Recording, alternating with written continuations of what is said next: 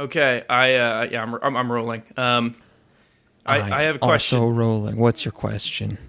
Can you overdose on electrolytes?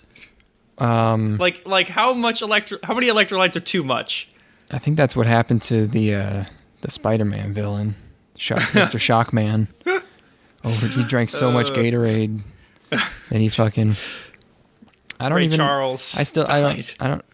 I don't know what electrolytes are because it's supposed to, just like salty stuff. It just has electrolytes, but if you put too much salt, then it's bad. I don't know. Yeah, I've been drinking exclusively Gatorade for a week now. Why is that? Just because my city's got water trubs. Really? I'm living near. Our water is sourced from a dam, and we've had pretty substantial rainfall, and it's just fucking up all of our water supply. You'd think rainfall would be good for the water supply. You would think so, but it's just bringing in all that badness. Very that you don't counterintuitive. Want. And I've mosquitoes keep breeding in my water bucket that I leave out, so I think that's not the route to go. Oh God. That's a joke. But, okay. So I was supposed to be boiling water, but instead I'm just buying things that have water in them. Because like initially when the crisis first occurred, all of the shelves on all of the stores were cleared out by 6 a.m. And when I woke up 9 hours later, I realized that I was fucked. So I just started drinking Gatorade and haven't looked back since. I have access to water, like bottled water now, but I continue to drink my Gatorade. And I don't feel good. I'm just gonna say I don't feel very good. I feel a little bit delirious. These past few days have seemed like a dream. And also my feces is a violent bioluminescent green. Okay, I mean that's how you know it's setting in. It feels like a dream because you've actually you've been going into like semi-conscious, almost comatose states. But instead of being a vegetable, you're doing sports so hard that when you come to, your body's exhausted and you don't know what happened. I'm pretty sure that's what happened to OJ when he murdered his wife. Too much Gatorade. Yeah, he was splashing it all over his face like in the. You're gonna start sweating like those guys in the old commercials where it's just gonna be green coming out. Yeah, that was always my dream because it looks so nice. This is the stuff that Big Raid doesn't want. Big Gates, they don't want us to talk about these side effects. But I'm here on the front lines, drinking nothing but Gatorade for a week straight. I'm here to tell you, probably not the best thing. Drink water. You could probably sell this information to them. Like they haven't been able to. They need these kind of test subjects, and you can be. Fuck, you give me like $10,000 for. Like, I don't know, 4-week study, I would totally drink nothing but Gatorade for 4 weeks. You're already a good chunk of the way there. I usually feel pretty bad after like one Gatorade. So yeah, I can imagine a whole week would be pretty rough on the old bod. It also can't have anything to do with my totally sedate lifestyle that I've lived for about a week now, where I've kind of become addicted to a specific online cooking show, and I have been watching it without any sort of, like I'm watching it, consuming it in a way that I haven't binged on a show in a long time, like just obsessively watch something every hour that I was awake and not working. Yeah, but I'm doing it, and it's just it's giving me a huge craving to cook, and my kitchen is an infernal hellscape. So the idea of cooking redundant. In this, you could do better on the adjectives, please. The idea of cooking in that space gives me anxiety. So I've been looking at houses in my area because I'm like, I should just start a mortgage to cook, so I can get a house, just a house with a like a decent kitchen. That's basically all I need is a decent kitchen, maybe a bath, but. So a decent kitchen, a bath, and then a bedroom for me to sleep in. Bedroom optional. This is such a fantastic Seinfeld episode you're setting up here. You got both the A and the B plot. You're trying to buy a mortgage just to cook in a house and no other reason, and also you're drinking nothing but Gatorade. And somehow these two things are going to converge in a really, really funny way that I can't think of right now. But that's how Larry David made the big bucks. That's why he's got 10 seasons of Curb Your Enthusiasm. It's because he makes them connect. These seemingly mundane things that we experience in life are given new meaning when mashed together. Yep. But that's basically it. I want to cook, and I wish I had water to cook with. You said you'd have access to water now. I have access to bottled water, but our water, we still have a boil warning, so I should be boiling for 3 minutes all the water that I'm cooking and drinking. That's not too hard. How much water do you need to cook? Look, it's about doing the dishes after, because your dishes you have to also coat in boiling water. Don't you have a dishwasher? Clean them. Yeah, but that's not boiling. I think it is. And the recommendation is that you're supposed to wash everything with boiling water after using a dishwasher. Oh boy, you can't just use. You buy some bleach, Yeah, that would be a good substitute for Gatorade in this instance. I'm pretty sure. Well, I'll get back to you on results from that. That wasn't really what I was. All right, yeah. Let me know. Anyways. Okay, well, it's part 3 of fall 2018. But first, did you bring your bars? I didn't bring no bars. Okay, Boom. so I was okay. I knew it. Do you have bars? Well, I predicted that you wouldn't, and since I said that first, that means that I win by default. That's how it works. Drop the mic. Yep. I intended to write bars, but I sat and thought about it, and I'm like, I'm pretty sure anime bars would make me kill myself. Anime. And I didn't know you said it was going to be nothing but sex core. What's the term? Fuck. Oh, porno core lyrics. I couldn't find the lyrics I wrote earlier this year, but you were banking on this those, is not good. They were pretty good, and I wrote them all between sets on the bench press. So they were all prime. Yeah, the perfect chemical balance in your brain. Porno core can only be written while lifting, where testosterone's just raging, and. But I'll write you some new bars. This is not a recurring gag. I intend to write bars. I just don't want to, I wasn't in the right mindset. I guess I am loaded on Gatorade, so that would, get the testosterone flowing, I'm sure, just as a, natural response to the fluid. But, yes, I will bring bars. They will happen. But I kind of want to tailor them to anime, but part of me doesn't want to. That's a bad idea. Yeah, I don't know. Yeah, it's it really limits you. Yeah, that really you have to go for a specific. You have to go for a cringe core. I think is basically what that is. Look, anything that I rap will be cringe core. There's no question about that. It's inherent. Listen to my voice. Listen to the way that I am. Yeah, it's rough out here in this voice spectrum. Yeah, I don't have a rasp. There's no huskiness. No, there's no threatening. There's no intimidation. Look, I've worked through every possible voice I could deliver raps in the shower, and they're just not there. No, it's not happening. Mm-mm. No old dirty bastard style craziness can save me. I've even attempted Danny Brown and even joke rap. It's not going to happen. I think if I were to try it, I think I would automatically just go into Mark Wahlberg. Like, hey. How's it going? Here's my rhymes. I'm about to throw them at you. It's like almost Eminem, but it ends up just being Mark Wahlberg.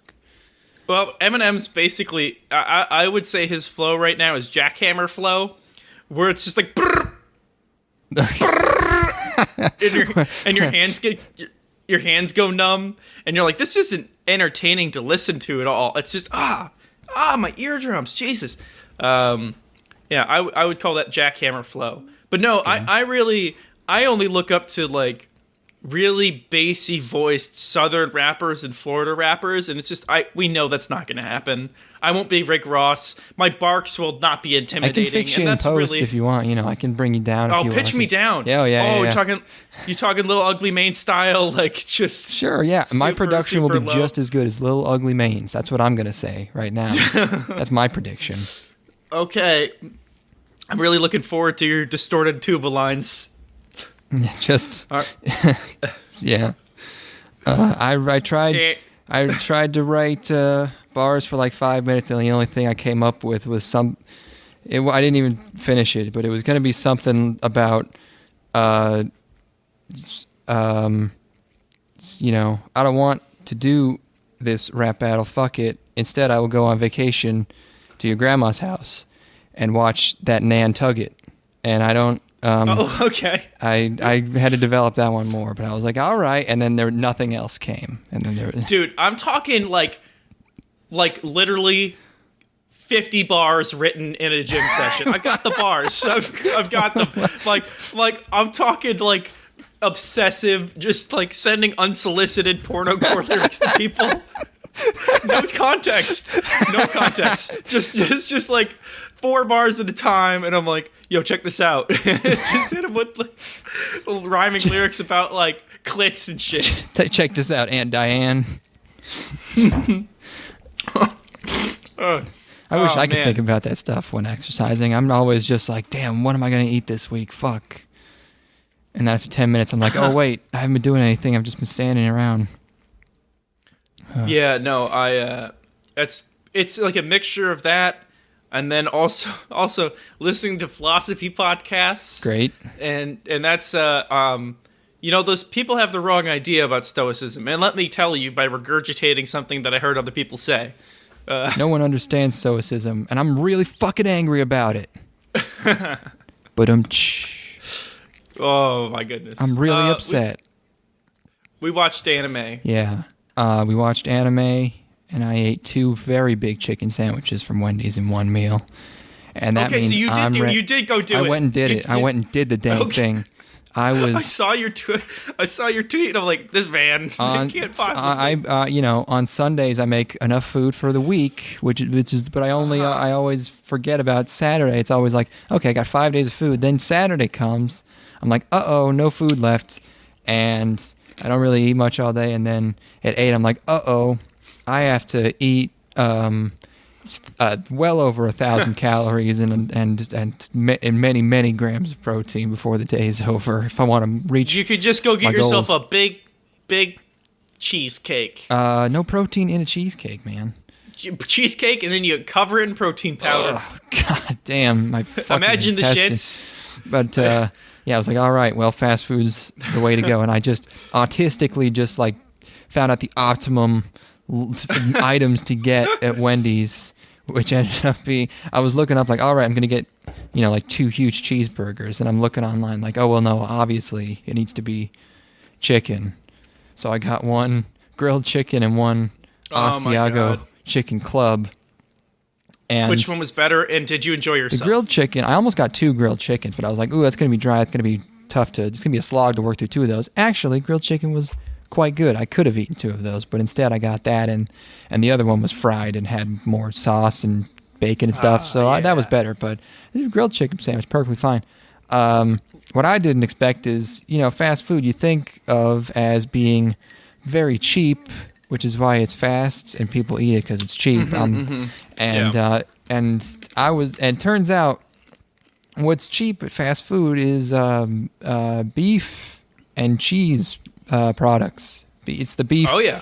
It's the beef and the potato. Those are the cheap ones. I forgot. I'm going through the Wendy's drive-through like, all right, I got 2 chicken sandwiches. That's probably, it's like, just 6, maybe $8. $8. $12.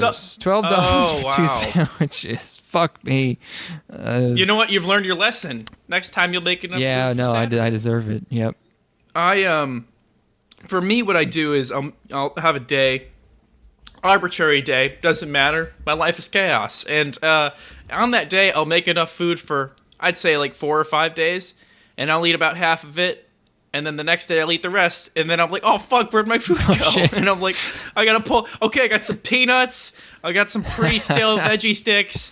Can these go in peanut butter? Thank God they can. Okay, good. There we go. There's my protein, and that's what the rest of my week consists of. Well, at least if you're eating it that quick, that must mean it's good. So it could be worse. Well, I have a powerful hunger.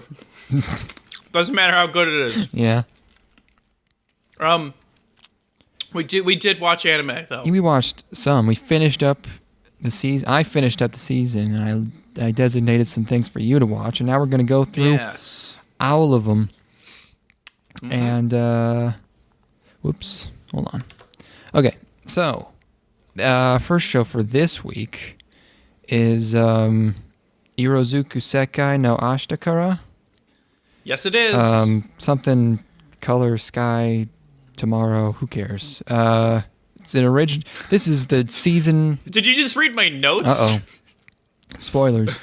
What is the World in Colors? Yes, it's our annual or maybe biannual original from PA Works. Our friends at PA Works. Now,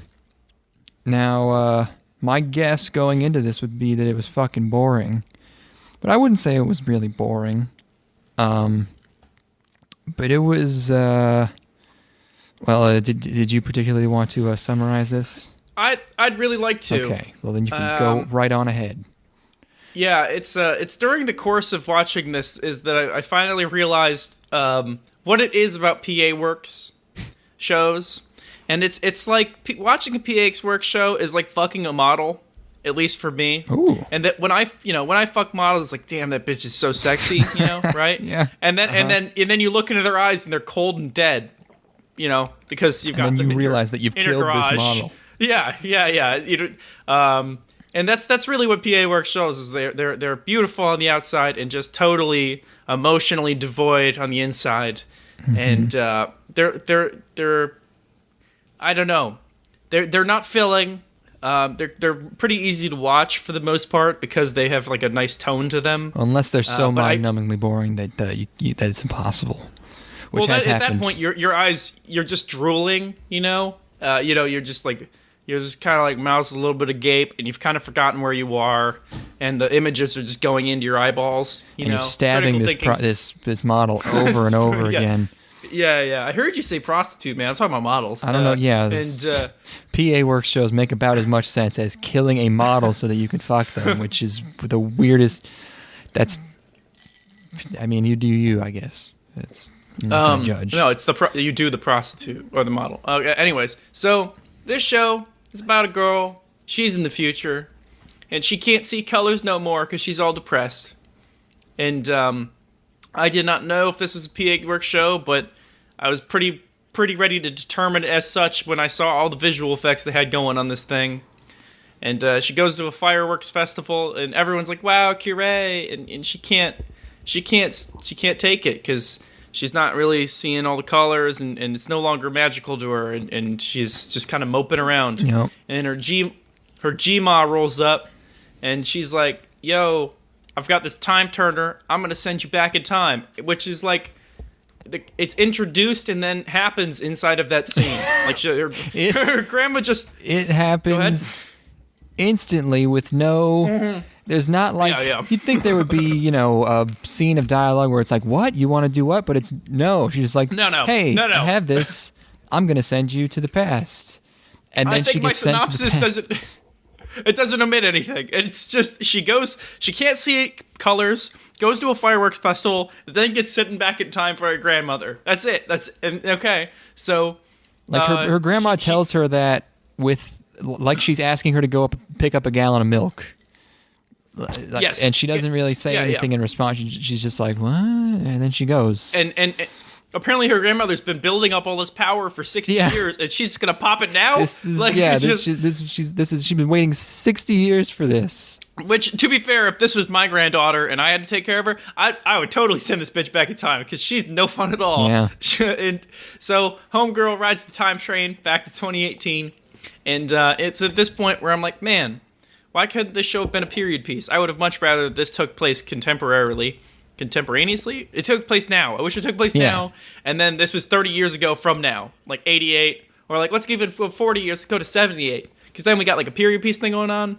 And PA Works, they would do a good job on some 70s shit, I'm sure. But anyways, so she wakes up inside of like a teen's bedroom, circa 2018, and she has to hide underneath the bed or whatever because it's she doesn't know where she is and she's freaking out.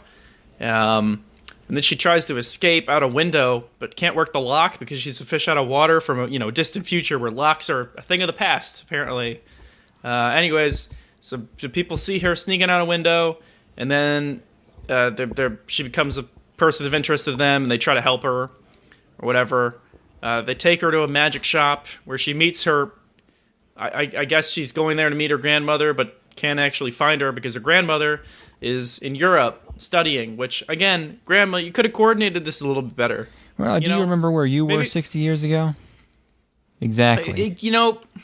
I have a pretty fucking good idea of where I was 60 years ago. Well, I was enzymes inside of my father's body somewhere. I wasn't even. This is pre-seed. I'm just like a dirty thought somewhere in the back of his brain. But so she's gonna live with her grandmother's family for the time being. Also, apparently, time magic is irreversible, which seems like a bad idea to say. Which I don't think is true. First of all, I doubt that's gonna end up being the case. Did they say that? I forgot that part. Her grandmother's family runs like a magic shop, so I guess magic is real in this universe, and everybody is aware of it. And like they go there to buy like potions and shit for like good mood or like good grades or whatever bullshit. And anyways, they explain that time magic is irreversible to her, but I don't. That doesn't seem right. Like, how is she's got to get back? Yeah, like they're not. Her grandmother's. This isn't a one-way trip. They're not panicking. They say something about like, yeah, we'll find a way to get you back. Like, they're gonna. Yeah. They don't seem very worried about it. So they might as well just say you're going to go back at the end of the show. Yeah, I'm just gonna wrap this up. Basically, she's got to find this earring that she lost underneath the bed that she was hiding under. Who I'm going to label, that's love interest's bedroom. So she uses this spell or this potion to track him down, or track down the earring, and it's with that kid in a park. And she looks over his shoulder, and he's drawing on a tablet, and his drawings are in vivid Technicolor.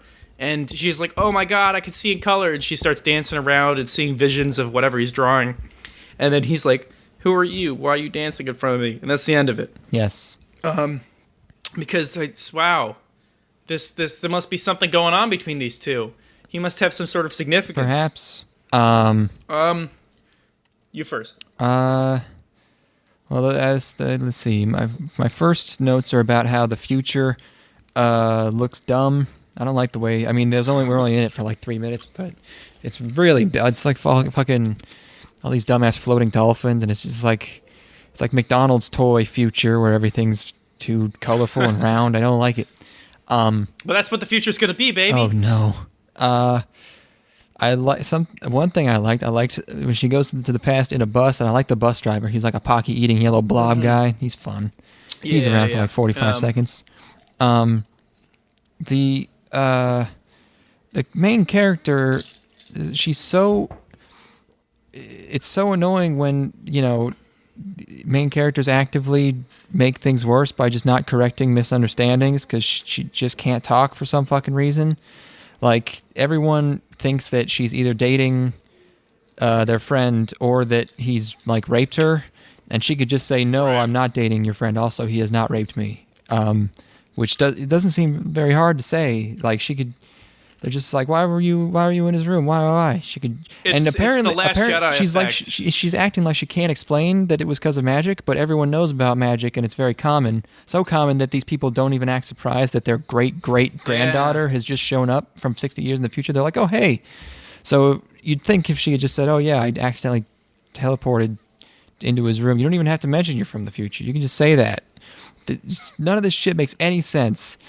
I think the biggest indictment that I have of this show is that the exact moment that I got distracted and like my eyes were just like kind of wandering around the frame was the first frame where they introduced the main character, and I'm just like, I had to go back and like click back a little bit because I instinctively pulled out my phone at that moment where I'm like, I wonder if I had a text or anything, I'm like, oh fuck, and like, oh, that was the actual moment I was supposed to meet the main character, who is so boring. Well, she's so sad. boring. She's a sad girl. Yeah, I don't give a fuck. Yeah. I just want to know... you could have a sad girl. I just want to know who her granddad is. Because he's got to be in here, right? Somewhere. I'm sure. Yeah, that's that show. Yeah, I wonder what this is going to be about. I watched the second episode. It's like... whatever. I don't know. No, thank you from me. It's the specific moment where she's like she sees color on the tablet. I'm like, I'm fucking out. I'm so out. No, abort. Like, that's my least favorite shit ever. You hate the coloreds? So that's what I'm hearing. Oh God, you're twisting my words. I heard you say. I heard you say that you hate those goddamn dirty colors. You have to see them on your TV screen all the time, and you hate it, and you wish they were gone. Why are they in the Apple advertisements doing the hip hop? You used to watch dancing? TV, and you would never see any colors, and now they're just all over the goddamn place. You know? Oh my God. Well, that was before color was invented. That's true. People started having dreams in it because of the Wizard of Oz. Wow. Okay. Let's do another full show, then we'll do a short. But our next full show is XXXGRIDMAN. Yeah. Gridman. And what? I don't know. Just 4 S's. I have to admire going for all 4 is good. Yeah. Because like 3 S's would be easy to pronounce, but saying SSSS becomes ridiculous. You can say triple S. Triple S is fine. SSS is fine. It's like it goes to 11. You know. Yeah, it's like you could say SSX, right? But saying yeah. If it was SSXX, that'd be like, what are you calling? What are you doing? This is ridiculous. I thought this was... Which is actually my new rap name, by the way, is XXXEleventacion. Oh, that's great. Like 4-Pac. Yeah. No, you're XXXEleventacion. Wait. It's a good episode title. Fuck. Someone else has to have had that goof, right? I don't know. Maybe. Probably. Leventacion. Shit. Fuck. Well, 7 results. That's not too many. 7. That's no I results. can call that in one. the internet age. Well, the Twitter handle is taken, which is what bums me out. I wish I could be XXXEleventacion on Twitter. Fuck. Oh God. He has 36 tweets. Fuck this guy. His last tweet is from May 27th. God damn it. That would. I mean, isn't that the day that XXXTentacion died? No. Conspiracy theory. It was theory. mid-June. I remember because it was the day you showed up here. Gotcha. Oh, wow. That was the day of? Oh, that's right. I was on the plane. Yeah, it was the day we met at... Wait a minute. Wasn't that also what... I should stop getting on planes because the day that we went to Japan was also the day Mac Miller died. Was that the day we left? Yeah. Oh, shit. We touched down in Japan and I'm like, Mac Miller's dead. I remember that. Ha. Oh, no. I gotta trace this back. Wait a minute. When did Lil Peep die? It's fucking... I don't know. Really early this year? Maybe? Was that last year? I don't. November 15th. Wait a minute. When that's too early in the month. I was gonna say, is this Thanksgiving 2017? Yeah. No, that was not when you were here for Thanksgiving. Probably. Well, I'm on a roll. At the very least, it's definitely close. You should continue investigating. By the time I'm like 30, there will be no more rappers alive. Thank Christ. Usher in a new era. Yes, SSSS.GRIDMAN is... I thought it was an original show, but this is an anime adaptation of a tokusatsu from 1993. You know, a live-action people in suits doing... Yeah. But it's by Trigger. Studio Trigger. And this... Man, I love one of the things those guys did. Yeah, boy, they sure have made 2 good things. Yeah. This show got way bigger than I expected because you watch it and it's like, this is okay. And then if you follow more than like 2 Japanese people on Twitter, you're gonna see about 83 different drawings of these 2 ladies. The thing happened where a character design just clicks perfectly and everyone's drawing it for a month. It happened with like, Hestia. It happened with of course, the Mario, with the Peach, Bowser, whatever, the Boo Peach. And now everyone's switched from those to because one's got big legs and one's got big titties, and that's they're good. They're good designs. I like them, but man, there's so much of them. I can't believe it. You finally did it, Trigger. You have a hit on your hands. Maybe I don't know if that'll translate into sales, but there's a lot of publicity. Wait, didn't there? Was it Kim Kardashian big into their last show? I don't know if even Kim Kardashian. Kim Kardashian can get people out of prison purely with her brand, but I don't know if she can save Darling in the Franxx. Darling in the Franxx was garbage. The problem was is they didn't have enough X's. Darling in the Franxx. Yeah, Darling in the Franxx. The adult parody. It's like the Kashika of titles. It's just like, whoa, I don't know what to do with all these characters. Just keep adding them on. This one's taken. Oh, okay, fine. XX_Darling in the Franxx _XXXXX. This is directed by Akira Amemiya, who, as far as I can tell, is making his directorial debut here. He was the series director, whatever that means, on Inferno Kapu. But have I said SSSS.GRIDMAN on the podcast yet? Because I thought that was an amazing joke. It was. I probably did. I'm sorry. I'm too busy looking at a picture of the director throwing up like the heavy metal horns while holding a Gurren Lagann figure, which is pretty good. I think there was an interview with him very recently, and I believe he specifically requested the thick thighs on that one girl who's getting drawn a whole lot. So good on you, Akira. You got a good taste there, my friend. Right out the bat. I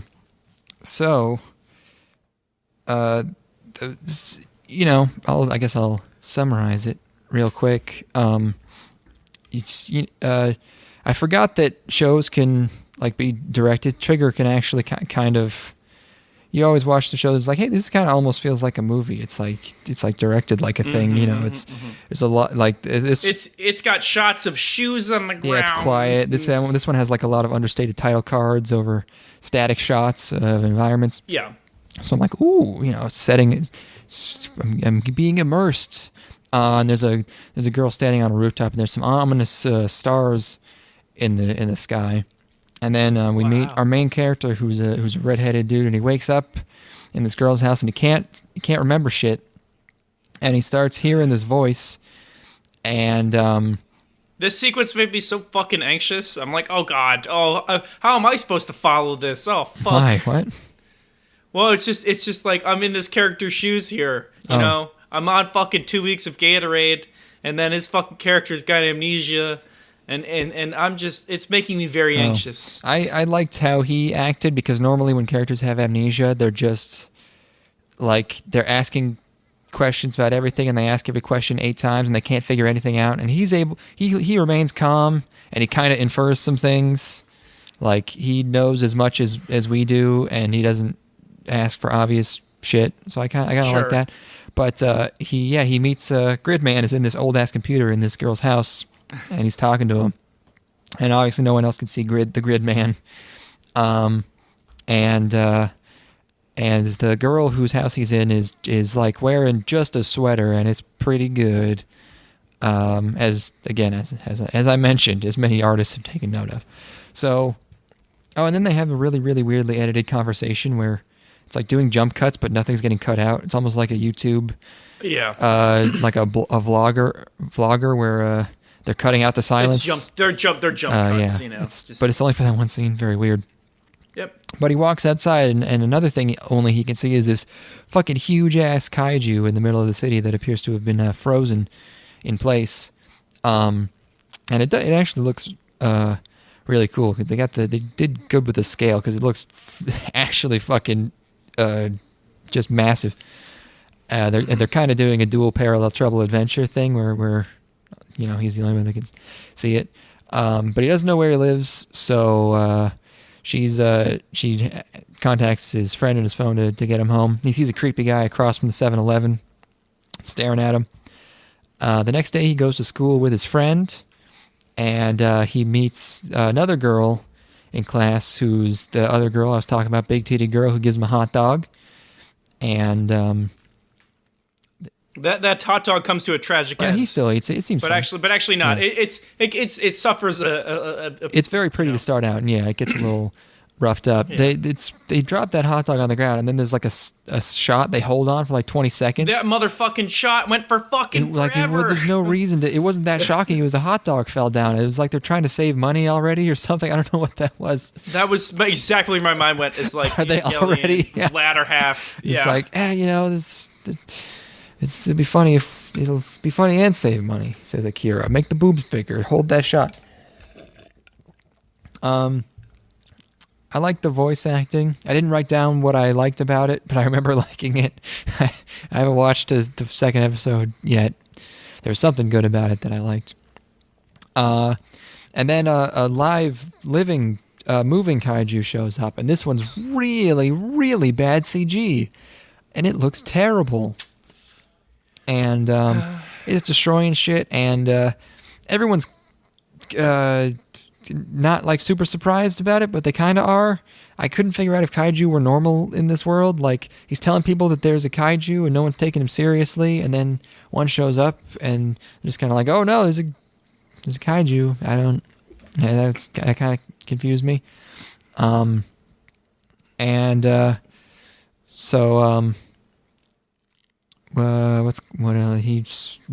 destroys the school, and Fuck yeah. Fuck the establishment, bro. It comes back later. What was that? That was a gag in like I don't know. There was some cartoon. The school got destroyed and everyone was excited. Yeah. Then he gets into Gridman. He enters Gridman and fights him, and via computer, he gets sucked into this old computer. And they have this fight, and they're both CG. Really would rather have just dudes in suits green screened as a tribute to like tokusatsu. I think that would be like a good ass. That's good Gainax history for Kare Kano. It would be funny. It'd be in the spirit of Trigger. It'd be like their attitude would totally be to do that. Put some production behind it. Don't make it like embarrassingly bad. But if it was just but it's got to be cool so the kids will like it. It's got to be cool. Yeah, I don't know. Guys in rubber suits ain't cool. You know what's cool? Boring ass CGI fights. Yeah, boring CGI fights, but also like really cheesy music. Like they're trying to go for that tone, but they're not really committing to it. The tone isn't really consistent. My eyes glazed over. At the fight point. is. I'm like, fuck this. And then my man's immediately got bridge bunnies and shit. Like immediately. Oh yeah. You know, like we're like the kids, the other kids, his pals find out how to communicate with him inside of the Gridman, and I'm just like, fuck this. I'm like, fuck you so hard. They're just like, it's immediately apparent what the roles are. This girl's gonna type a lot, and this guy's gonna know exactly where the enemy's weak point is, and I don't give a fuck. Yeah, they were playing it really straight and reserved for the first 2/3 of the episode. The acting and the characterization were really, a little muted. And then there's just 100-foot dragon spitting fireballs, and it was a little jarring. And if it was jarring in a way where it became like totally fucking radical, off the then wall, it would be fine. But it wasn't really there. So I don't know. But also like our squad immediately, like our dude knows how to fight already. Our kids already know the roles. Maybe some trials and tribulations before they actually, are a rad fighting team. I think they're trying to go for. It's going to be, they're going to try to go closer to Gurren Lagann than Ava, where it's going to be more awesome than, real, gritty, like. But this shit is even awesome. Right. That's what, I think that's the problem is they're not going, they'll probably go, they need to take it farther. And maybe when they, when starting out, they probably have to, if they went all the way in the first episode, there's nowhere to build to, right? So maybe that's why. Like when in Gurren Lagann, when they finally breach the they breach the earth and fly into the air. It's like coming. That's true. It's like having sex with a woman and coming. There's nothing. I thought it was okay. Hard. I don't. I've got like a softie here. I'm like, man, I'm gonna need another 15 minutes. I might never come again. I'm just. Dear Trigger, this show is, dear Studio Trigger. I watched your show. This show didn't really do much for me at all. Yeah, the first episode might improve. I will keep watching it. I saw a GIF where the girl in the tights rubs his leg with her foot, and I'll watch it for that. Fuck it. That's about where I'm at, man. It's just not balls to the wall enough. Then the characters don't really give me anything to chew on. Maybe it'll get there. But Yeah, that'd be really sweet if this it first did. episode, I would really love it if it did, but it's just I was not. This just left me with a bad taste in my mouth. feel ya. Okay.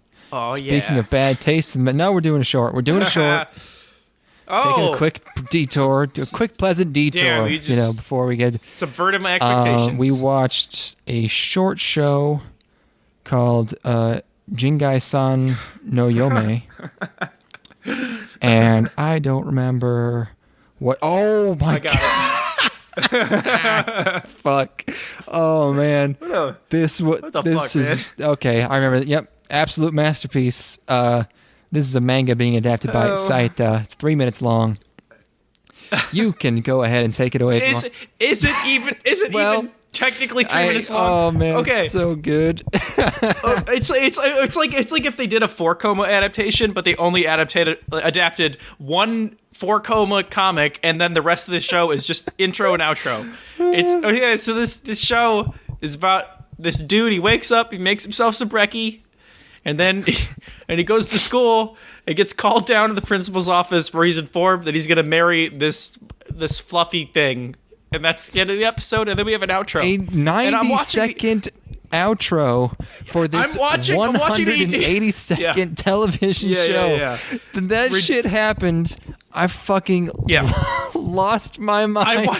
I was watching the ED, and I'm like, it didn't hit me until like 30 seconds. I was like, oh, it's over. I'm like, there's no way they're going to use all this for this ED. I thought it was like an intermission thing, but no. Oh, it's the yeah. end. It's over. Oh, yeah. No, I knew it What immediately. the fuck, man? It, like... he wakes up, he walks to class, they call him to the office, and they say, "This is your wife now," and he goes, "Eh?" And it's been literally a minute and a half, and then it starts the outro, and I look at the scrub bar, and we're halfway through, and the entire rest of the thing is the opening, and not only does the opening closing out the show last half the length of the show, but it's just like that, it's him going, eh? And then it just cuts to this fucking monstrosity just wiggling around, dancing all over your screen. It's all this sexy, thick-ass fucking furry white monster with these creepy little black skinny hands. It's horrifying. It's horrible. And it's like mocking you. It's like, there's only, gotcha, motherfucker. Fuck you. It's like, it's just the... We got enough budget to make 3 of these shits. You better get ready, motherfucker. Perfect. Can't believe Just this amazing. shit. Yeah, so there's that one. Oh, goddamn. I was in disbelief. Fucking hell. Probably one of the I would throw this up. Probably one of the strangest things I've ever seen. That was a hell of a surprise. Yeah, it's been a while since something got me that good. Yeah, and like shorts are usually pretty fucking weird, and I go in with like, this is probably going to be some bullshit, but this was on another level. Oh god, I couldn't believe it. Yeah, so that's best that show one. of the season so far. Nailed that shit. Yeah, really. Yo, what the fuck is the name of that guy who directed Last Jedi? Take notes. This is how you subvert expectations. Rian Johnson, take notes. Oh, please. Yeah, Star Wars episode. Well, he's not directing any more Star Wars, but Jade. I want the title crawl for the next movie to be 45 minutes long. No, man, it's 1 hour of Star Wars and then an hour and a half of the Connect version of. I'm Solo. I'm Han Solo. I'm Han Solo. And it's the real actors dancing to that for 90 minutes. There's a really great bit in With Bob and David, which I don't know if you've ever seen, but there's a really great bit where this dude makes this film about slavery, and it's the idea of the film is to like paint it in a more happy light. So it's this dude pays his slaves, and then cuts to credits, and the length of the film in theaters is 2 hours, but there is less than 2 minutes worth of content in the movie. And this reminds me exactly of that joke bit in With Bob and David, but it's real. Okay. It's beautiful. Great work, Jingai-san. Yome. Thank you for that. Thank you very much. God damn, man. Okay, so on that happy note, it's time for everyone. I think has been waiting for our super hot, super topical and relevant opinions on this controversy that happened a month ago. Because it's time to talk about Goblin Slayer. It's yes, time it to is. get metal. This is the one with the rape. So, Dibs. Okay. This is a light novel adaptation by White Fox, though, and it's directed by Takaharu Ozaki. He did Girls Last Tour, which is the best show of the last 10 years, easily. Oh, he's on a roll then. Oh yeah. Okay, you may go. Okay, so this is my notes are very short for this. Okay, that's so fine. This is, you can do it quick. There's really not much to it. Yeah. There's like one bit that's remotely interesting. Okay, girl, she's a priestess. She joins a venturing party. We're in like a fantasy world. She goes on a quest to kill some goblins. Her team gets absolutely lit the fuck up because they're a bunch of noobs. And then this baller-ass motherfucker shows up. And my notes have transitioned into nerd speak from this point. That's the Goblin Slayer! Oh! Squee! Yes, and then the dude kills a bunch of babies, and then the episode ends. He kills goblin babies. Just and imagining like a 16-year-old guy like talking, like his mom walks in, like, that's the Goblin Slayer. No, he's I don't know. Go on. Her team's been wiped, and this dude just murks all the goblins in this cave, and I've described him as ridiculously uncool. I think they're going so far in one direction that it comes around the other end. It's a horseshoe effect for sure. And then this Slayer finds some goblin babies and kills the fuck out of them. And I found this entertaining for like the sheer edginess of it.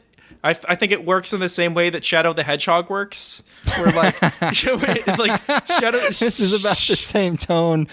Yeah, Shadow playing or watching Shadow the Hedgehog is about the equivalent of watching several women be raped. So yeah, there's rape in this. There's one of the girls in our priestess's party gets the shit ripped out of her clothes and then fucked by a bunch of goblins. Yeah. Who is this for? Who is this made? Who watches this? Why did you make this show? We're gonna really fucking blow some minds with this one. Like, what? It's people are acting like it's one of the things you'll hear people go like, no, you need to see this because you need to hate the goblin. You need to be shown the depravity of the goblins. And I'm like, dude, these are little green guys. This is ridiculous. This is absurd. This is retarded. Like, you can't. I have to concur with the retarded sentiment there. This is basically brain dead. Go ahead. Yeah, it's you're not like. I'm not going to start passionately hating these goblins because you had me watch an animated snuff film. Like, they're completely impossible to take seriously. Like, the best you're going to get from me is like the kind of hatred I have for like cockroaches. They're not hateable on any serious level because they're just like animals. So you're not. There's no point. There's no need to make it like this. It's completely unnecessary. Like, you could have. It's just God, it's just like even who are we supposed to who are we supposed to relate to here? Because the priestess is basically nothing, and the Goblin Slayer is fucking hilarious. Goblin Slayer acts the way that like a 13-year-old acts on World of Warcraft, just the way that they dress their character and like their mentality. It's absurd. See, I think this is another instance of them not going far enough. They could have made him way cooler than this. Like, he's actually, there's nothing interesting about. He has no personality. He doesn't look very cool. He looks like standard Dark Souls guy.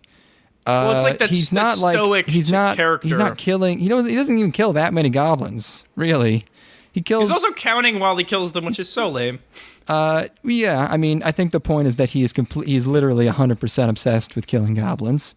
Sure, but it's it's like there's a point where there's like one piece of the soundtrack that sounds like the new Doom, and yes, and it, they could go all the way but it's I was honestly expecting like him to be way more intense, and he just wasn't. He was it's a boring guy. It's the stoic badass thing, and it's just like. But he's not even badass. He's very by the numbers. He's like very no, it's like the wanderer archetype. Procedural about it. I just really like just no. I understand completely where their minds were at when they wrote this. They're like, man, we're gonna flip this thing on its head. You see Dungeon Deska or whatever the fuck the English variation of that show is, like, yeah, we're gonna take this complete opposite direction. We're gonna get back to the roots of what this is about, baby. Yeah, it's about killing the monsters. It's real, and it's just there's no sort of vision. There's no real, there's no direction. The characters are bland as fuck.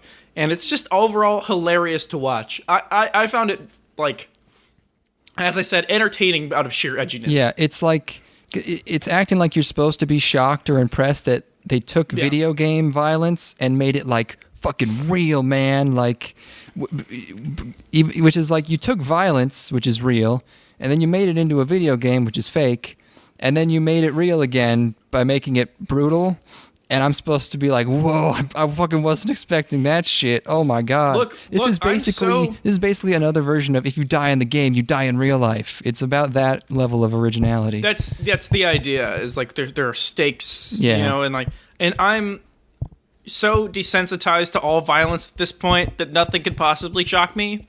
Like, it's all basically a big joke. I think in this age of the internet, I don't think it's possible to shock people with this stuff anymore. Try a new angle. Yeah. Try a new angle. I was not shocked. It was more just like, when something's just like trashy. Yeah. Like, Dude, it's. You could have just had Goblin Slayer come across, her surrounded by corpses. You didn't need to show any of that, the stuff of like, no, you need to see it. It's like, no, you don't. People have this attitude like you need to see everything or it doesn't actually have any impact at all, which is that's the George Lucas school of filmmaking. And actually, even George Lucas wasn't that bad. Like these people would have like a 10-minute scene of Anakin murdering all of those children in slow motion because you gotta fucking see it. Tasteful cutaways, this is like the anime equivalent. You need to see your piss of like a dragon's claw clutching an orb as a necklace, or like fucking. I'm trying to think of a good. It's like unironically listening to like melodic metal, or or like just being a fan of werewolf, and like using wolf emojis. Being a fan of werewolf. Werewolves. Wolves. Okay, I thought you just said werewolf. No. I'm trying to think of there's a specific type of person I'm calling out, I think. Maybe he's out there. Wolf T-shirts referring to your family as a pack. I don't know. Mm-hmm. I hope somebody understands where I'm coming from with that. Yeah. It reminds me of that episode of Inuyashiki where the kid spends like half an episode murdering this entire family very slowly, and it all could have been skipped because the guy just finds it. You could have, or remember Maho Shoujo Saito? Remember that a couple seasons ago? Hold on, but at least if I look it up, that was ridiculous enough that it became very funny. Like cuts to her just getting punched in the stomach by her brother. Oh yeah, 100%. Okay, yeah. Just it's gratuitous.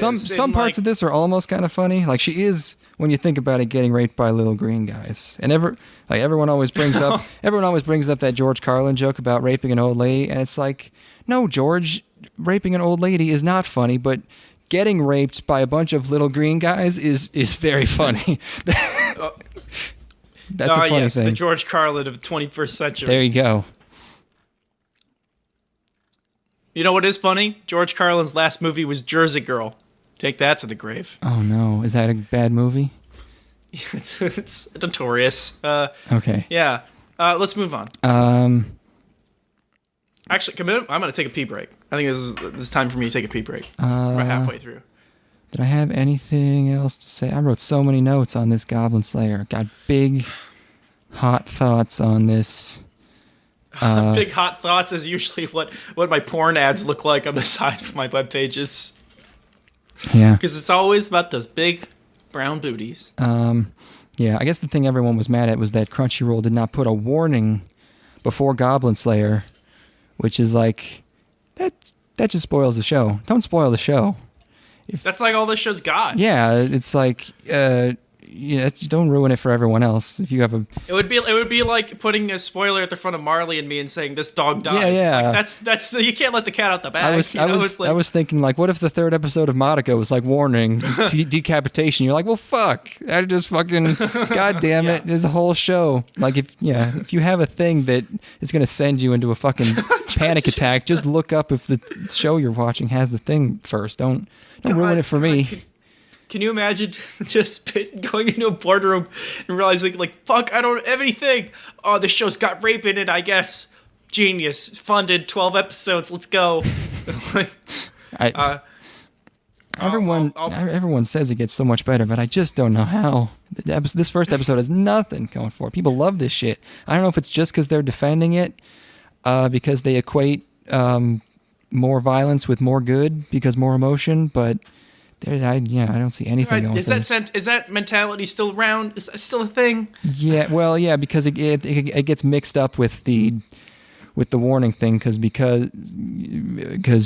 people wanted the warning, so they were angry at the show. So then people started really going to bat for it, even though it did not deserve it at all.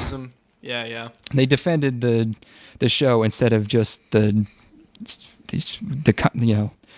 was never any need to defend the content of this show. It overrode their need for taste, I think. You can go pee now if you want. I think I will. that's just kind of a commentary on society as a whole. Got to throw yourself really, really heavily into that one camp because of, one specific issue. I'm going to go pee and also pour myself another drink. I'll be right back. Have fun. Oh, Daddy needs his medicine.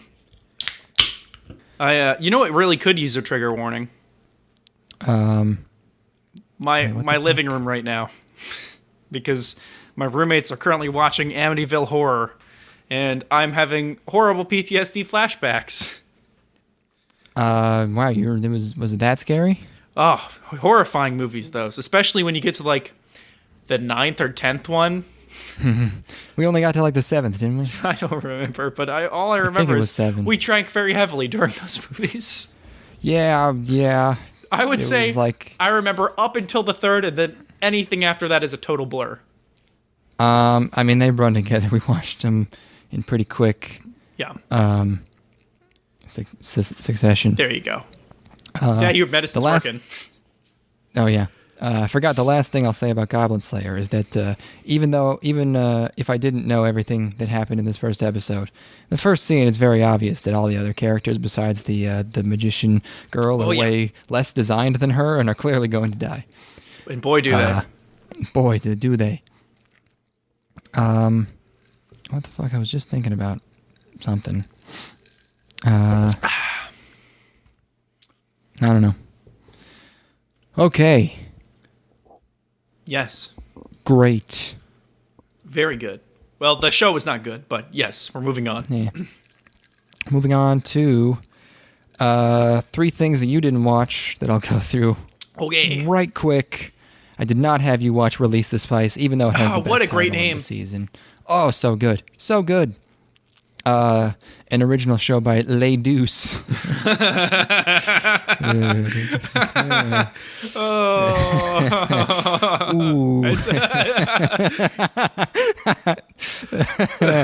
Whoops.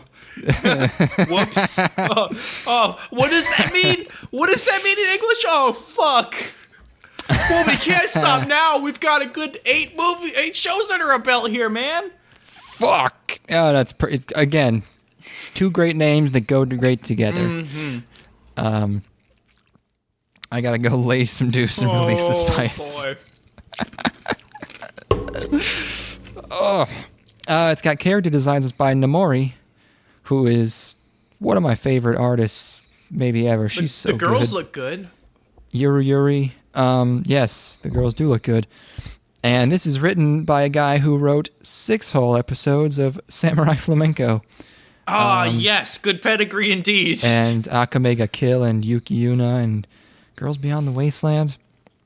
And I don't know what fucking year they started writing this, because we start off with like Matrix ripoff music. They're actually doing the literally exactly yes. They are doing and they're in all these ninja. What did I write? Cyber samurai ninja schoolgirl lady cops. Sold. Infiltrating with guns. Infiltrating this facility. You've listed all my favorite things in one place. Oh yeah. Samurai flamenco. And ladies. They're like, girls. they're like ninjas, but they got swords and guns. Do they have capes or something? I don't know. Their bellies are showing, which I like. That's really the best part of the character design here. And they fight robots, and it's so lame that like the fact that a Japanese person somewhere thought it was cool kind of makes it like cute in a way of how like, because it's trying to be cool, but it's just like bad like spy infiltration. There's something quaint about it, I'm sure. Yeah, and they're just like quipping while this music plays. We'll get back there. Cool. 2038 is going to be all about that, you know? Yeah. Unix time problem. Everyone's going to go right back to the Matrix. Everything's going to revert back to 2000. It's going to be great. Reverse Y2K now.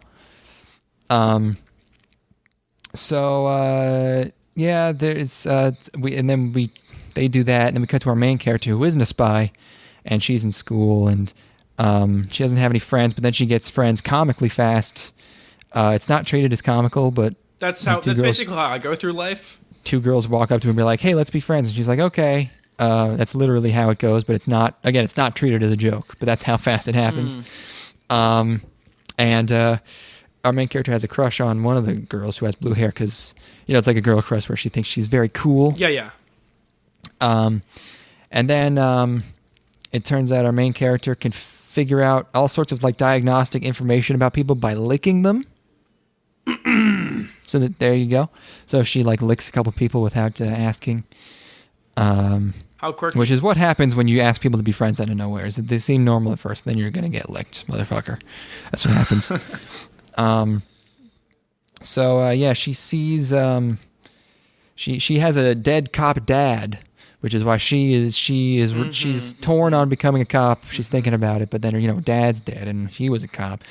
But she walks past a crime happening. Some thugs got some cops tied up, and they see her spying on them, and they capture her too. And then she gets rescued by all of her classmates, who it turns out are the girls, are the ninja vigilantes. And they go through it. They go to in a car chase, and she's in the back seat, and they have this car with all these crazy gadgets that they use to help capture these criminals. And they give a lot of exposition while doing so. They explain how they fight crime and sort of stuff you already know. And something about SPYCE. SPYCE is a part of the, I don't know. She just, someone says SPYCE, and it was very funny. If I were to watch this show, it would basically only be for the tummy. And you know what? A nigga might. You know what they say? It's what? More tummies, more cummies. It's good. I don't know how you thought of that, but it's fucking genius. Thank you. I'm going to steal it. Yeah. I gotta respect the putting the Y into Spice. It's an audacious ass move. Not only are you releasing it, but it's not even the Spice that you're used to. Yeah, this is like, whoa! Spice. Oh, shit. They're making it, yeah. Release the Spices. Again, it's part of the cuteness of, like, they're adding, like, the Y to make it, like cool, but it's not cool, and it's all these, like, cute girls who aren't really doing anything particularly hardcore. It's a weird show. It's Release the Spice is like a lesser book in the Dune franchise, kind of forgotten at this point. Really, that would be way too on the nose for Dune. That would be like Star Wars Episode 9, The War in Space. They had one named Attack of the Clones, motherfucker. Wait, what? Star Wars had a movie called Attack of the Clones. That's on the nose as fuck. That's fine. Dude, wait. You're gonna say Dune is subtle? The second book's called Dune Messiah. Like, come on. Okay, yeah, I guess. I guess I'm thinking less. I guess I'm thinking more in the context of your joke. It's like, it's too easy to relate it to Dune if it has spice in the word. Oh no, I went for it. I'm just trying to take the joke away from you. Nothing's gonna keep me down today. Speaking of books. Beautiful. Speaking of books. Our next show is Ulysses. Finally, an adaptation of the classic by James Joyce, now in anime form. I can barely understand it. This show is 59,000 episodes long, and we watched the first one.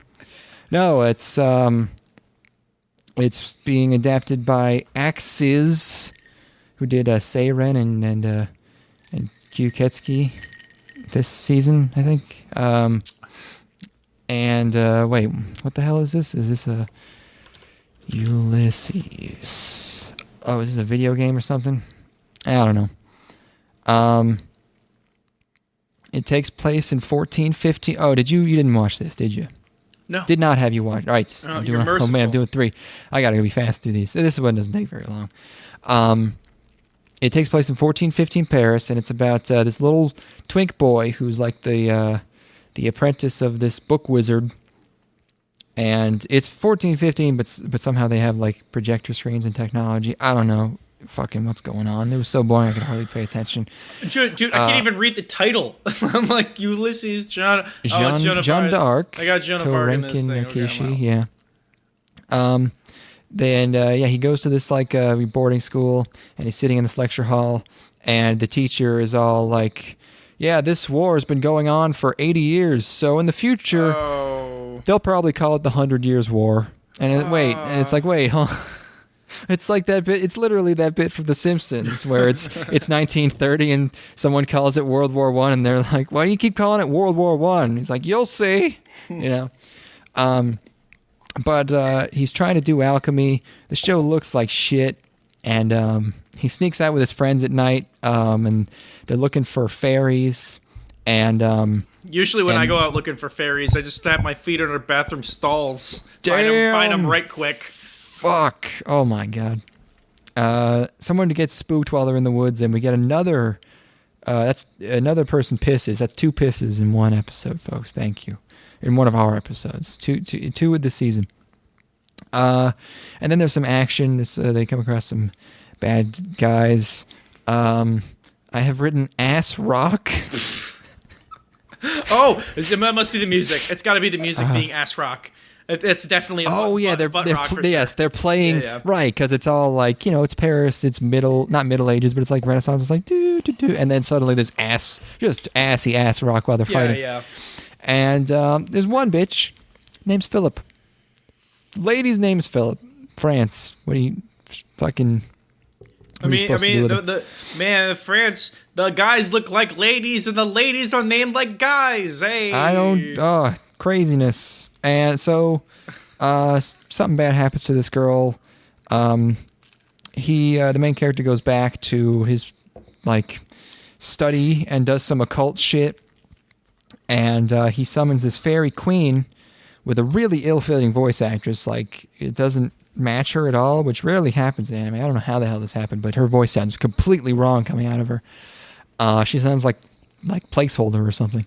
And then he's trying to use this fairy to figure out a way to help his dead or dying friend. I think she died. And then it cuts to him, and he's aged 7 years, and he doesn't know how. I guess he was just in there for 7 years, or he skipped. I don't know how they're going to explain that. But then it cuts right from that to the ending theme, and there's a 7-year time skip. So instead of being kids, everyone's an adult now. So all the girl characters we just met have big old boobies now. But we don't see them except in the opening. And we didn't even meet Joan of Arc this episode, which is pretty ballsy, I think. This show's very bad. Well, it's Ulysses, and then from there, Joan of Arc will follow, I'm sure. I don't even know who Ulysses is here. I mean, I know he's from the Iliad. I read about, I'd say, 10 pages of Ulysses before realizing I had not absorbed any of those 10 pages, closed it, and then opened a Steinbeck book instead, and my life has been better for it. Oh, boy, great. It's gonna happen. Ulysses will happen. It's just it's gonna be in the future. It's really the culmination of modernist literature, so you're probably gonna have to go back and read some fucking, I don't know.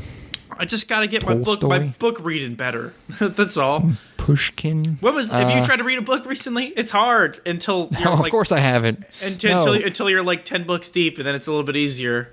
But Ulysses is still like, I can grasp it. It's just I'm not enjoying it much when I try to read it. I want an EMP to take out the power grid just for like 6 months so bad.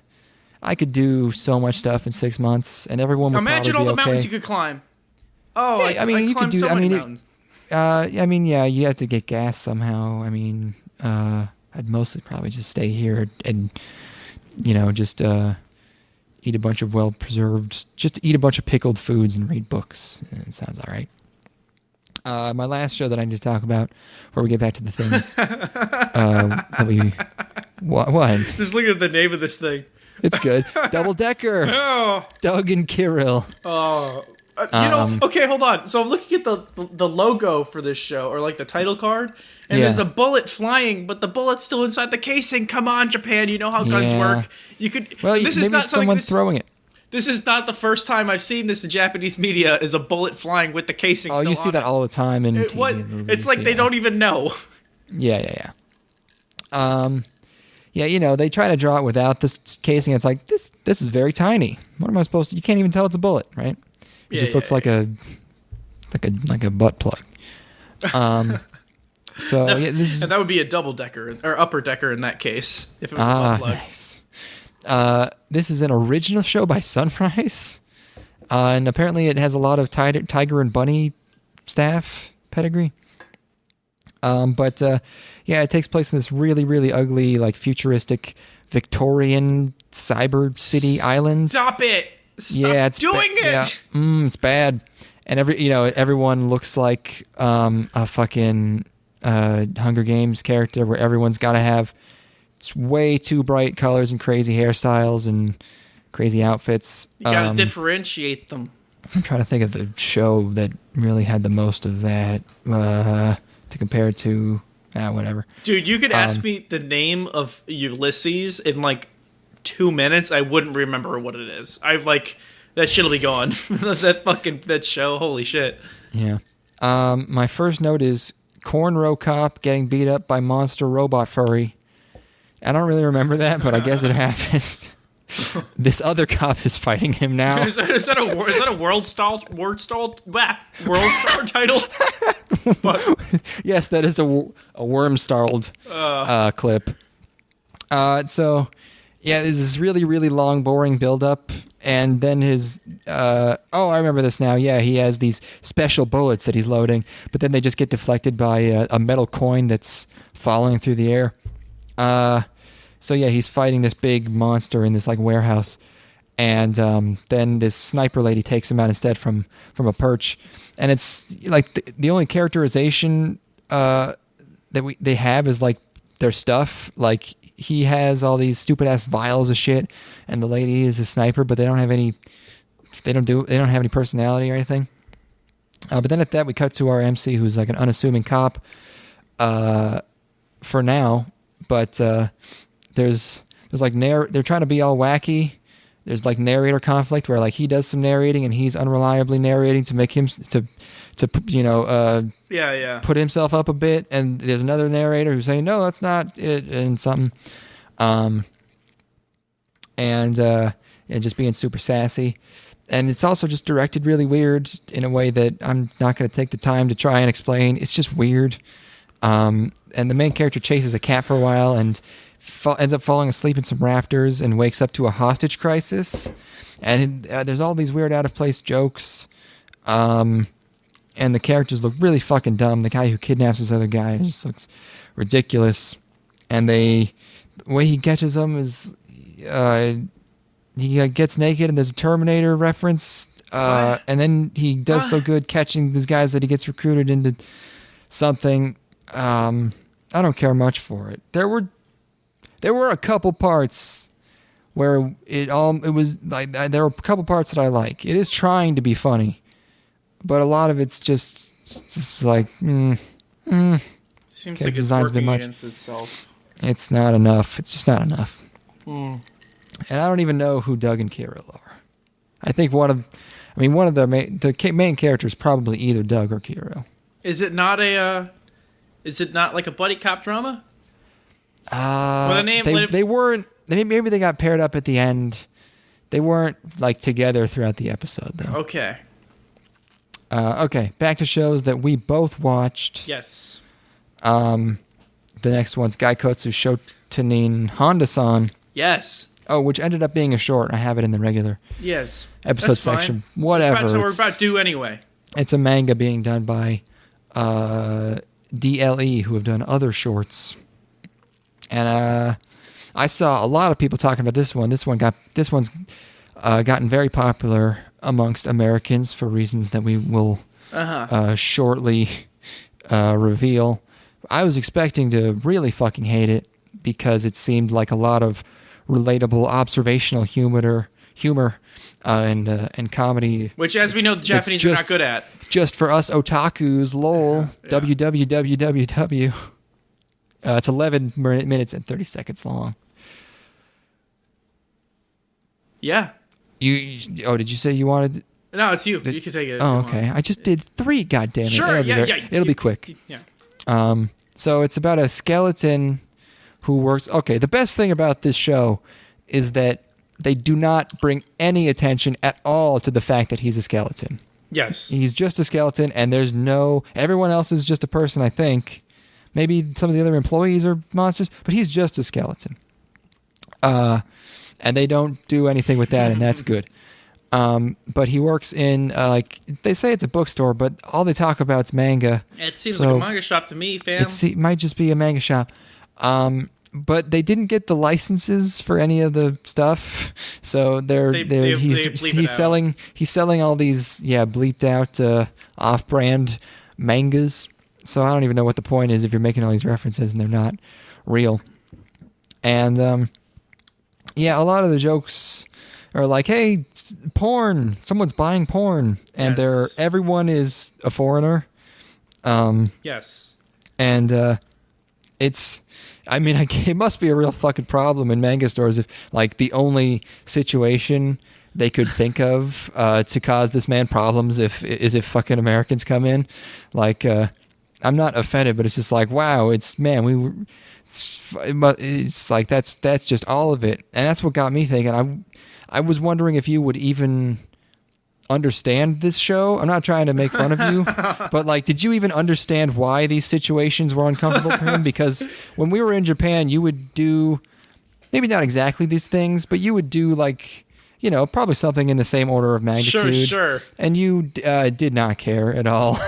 Well, yeah, no, I've been on the other end of it. Like it's totally. Yeah. I've been in the service industry before. You're gonna come into situations where people don't speak the language, and you gotta. So when he's having these long internal monologues of like, "Oh no, this customer wants this thing," are you just thinking like, what? Whatever. No, I'm thinking. Tell him about the porn. No. I'm thinking, man, that porn's gonna be so good. I'm in the mindset of the person ordering it. I'm totally on the other end. Of like, man, I really would love to find some really great boy love manga. Hopefully this helpful salesperson will be able to help you out. That's it. Oh, so you put yourself in okay. You, of course, yeah. No, it's I was definitely thinking about this the entire time, like what it was like on the other end of things in Japan. But at the same time, I'm like, it's gotta happen. This is how it's gonna go down. I need to get food, and this person's gonna bring it to me. Hopefully. That's you. You keep acting like you couldn't try a little bit harder instead of walking into a restaurant and pointing at the menu, going English. I did English. I did English. I did about as well as I could while I was as drunk as I was.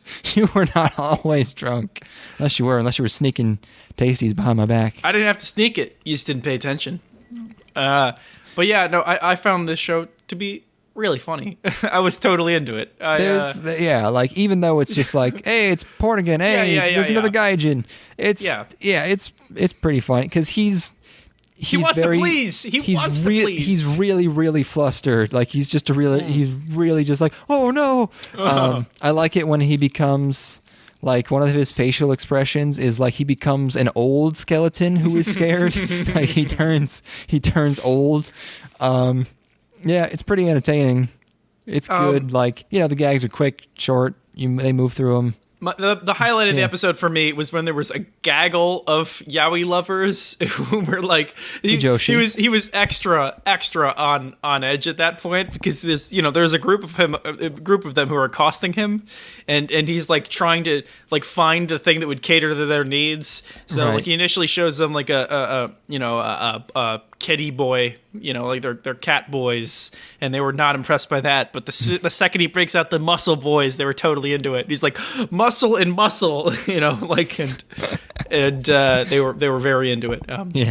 I thought this was a humorous show. And 12 minutes is the exact. Oh yes, for sure. Yeah. You're like, this is obviously something you can never stretch out into 24 minutes and have it be entertaining. Yeah. I wonder if things are starting to go in that direction. I saw a viral Japanese tweet recently that when I translated it appeared to be something along the lines of, hey, animation quality is going down, and some other thing, but why not just make the show shorter? It's two birds, one stone. So maybe they'll. You're really in touch with the Japanese anime fandom right now. I like a lot of their porno drawings. You mean hentai? I like manga. You didn't watch Anima Yell? No. That's a show about cheerleading. It's a manga adaptation by Doga Kobo, another show this season. Oh, look at these girls. They're so happy to be doing it. It's an adaptation of a 4-coma. Doesn't really feel that much like a 4-coma. But yeah, it's about cheerleading, I guess. And I was skeptical going in because I was like, even like, Lucky Star was supposedly about cheerleading, you'd think from the opening. But it is a bit yuri. It's a bit gay. Oh. It doesn't look fantastic, but they do actually animate the cheering. Like, several girls on screen at once. That's good. Basically cheering, so literally not a lot of studios doing that anymore. Literally every single piece of character art I'm seeing has their mouths completely open, so they're loving it. They seem to be really into it. Good for them. Yeah, you gotta have pep. Yeah, it's about this girl who sees cheerleading for the first time, which is weird. I don't know how common that is in Japan, but she just like sees it walking by a riverbank. She sees them practicing or something, and she has the obligatory like when she's when any sports show and the girl sees it for the first time, she's immediately enamored with it. So she decides to join, and on her first day of high school, she tries to join the cheer club, but they don't have a cheer club. So we get a whole the old starting a club sequence. She's got to find 5 members, and there is a recurring gag that I like because they do it so many times where she can't pronounce cheer correctly because she has to say chia, but she keeps saying chea, so everyone thinks she's talking about a chair. So there's a gag where she says it, and the person she's talking to gets a thought bubble above their head with a picture of a chair. Which I kind of liked because it happens like 3 or 4 times. That sounds right. But yeah, she's very, very just archetypal Genki girl, very, very cheerful, appropriate. Yes. They have self introductions in class, and she's way too overenthusiastic and tells about the cheer club. Kind of going through the motions. You have the club, have the self introductions. It is a club anime show. And then, of course, to contrast her love of cheerleading, she has a fear of heights, which is at the level that she can't really get. Like she can't stand on a small chair or something. She's that afraid of heights. So, and even though it's such a ridiculously saccharine show, there's the one girl who's very dark because she's been damaged by the cheer and she'll never go back to cheerleading. Did she fall off the top? Was she the terms are, I believe the person who does the throwing is a base. There's uke and seme, I think. And did she fall or did she drop somebody? And that it was bullying, cheer bullying. That makes complete sense to me. Yeah, but at the end of the episode, our main character, to convince her to come to cheerleading, tries to impress her by being in a tree and jumping from it, and almost getting hurt, but she catches her, and then she's just like, "That's nothing like cheerleading. You just jumped out of a tree." It's pretty ridiculous. But then they become friends, and she decides to go back to cheerleading, and that was the first episode. There's not much to it. Whatever. I'm sure you've seen much worse. Yeah, I probably. Let's do a short before we do the fuck show. Okay. We should do a couple maybe. Well, sure. I watched. I did watch the 12-minute long one. So, this guy. If you could see where I'm highlighting. You also watched Okoshiyasu Chitose-chan. Yes. Adorable. I think this is 3 minutes. Where did I write Described as a soothing short. Yes. Wait, why did I not take notes for this? What's going on? I'll tell you all about it. I know what's going on with this one. I just took. It were not a lot of notes because I was just in pillowy, soft joy the whole time. It's a manga adaptation by Studio Gathering. It's 3 minutes long. Did you wanna? Are you gonna say something? Definitely. Yeah. Okay. So there's this penguin. Yeah. He's very, very cute and fluffy, and he lives in Kyoto. Is it a boy? It's a girl. She lives in Kyoto. Yeah, Chitose is a girl name. She lives in Kyoto, and everybody's super stoked to see her because she's so cute. Oh. And at one point she wants to get up on a railing so she can see fireworks. Oh no, she wants to see the flower petals dropping off trees. And so shot of she has her head tilted up and her eyes are squinty and the wind's blowing through her, and this penguin is so fucking no pun intended chill. It's great. And so the people just are taken with her because she is so cute, and her goal is so amiable. She just wants to understand what it's like to live in Kyoto. And really, there's not much going on in this. It's a penguin living in Kyoto. It's really fucking cute. It's fucking good. She gets some ice cream. The noises she makes when she's eating it, just pleasured ice cream noises. Oh, it's good. And at one point, an old couple picks her up and takes her on what's the term? I always forget that word too. A rickshaw. Little rickshaw trip, and you should live in Kyoto forever. And she might just, if she continues to be charmed by the glories of Kyoto, which is a beautiful, beautiful and place. It has the really calm narrator with the who's old man deep voice. Binanyan style, totally chill. Or Yuru Camp. Wait, is that a dated reference? When did Bananyan come out? Is that fucking 2014? Jesus. Yeah, how much Bananyan did you even watch? How do you remember that it had a narrator? I don't remember that. It's my reference point for chill narrator healing show. Okay, yeah. I mean, yeah.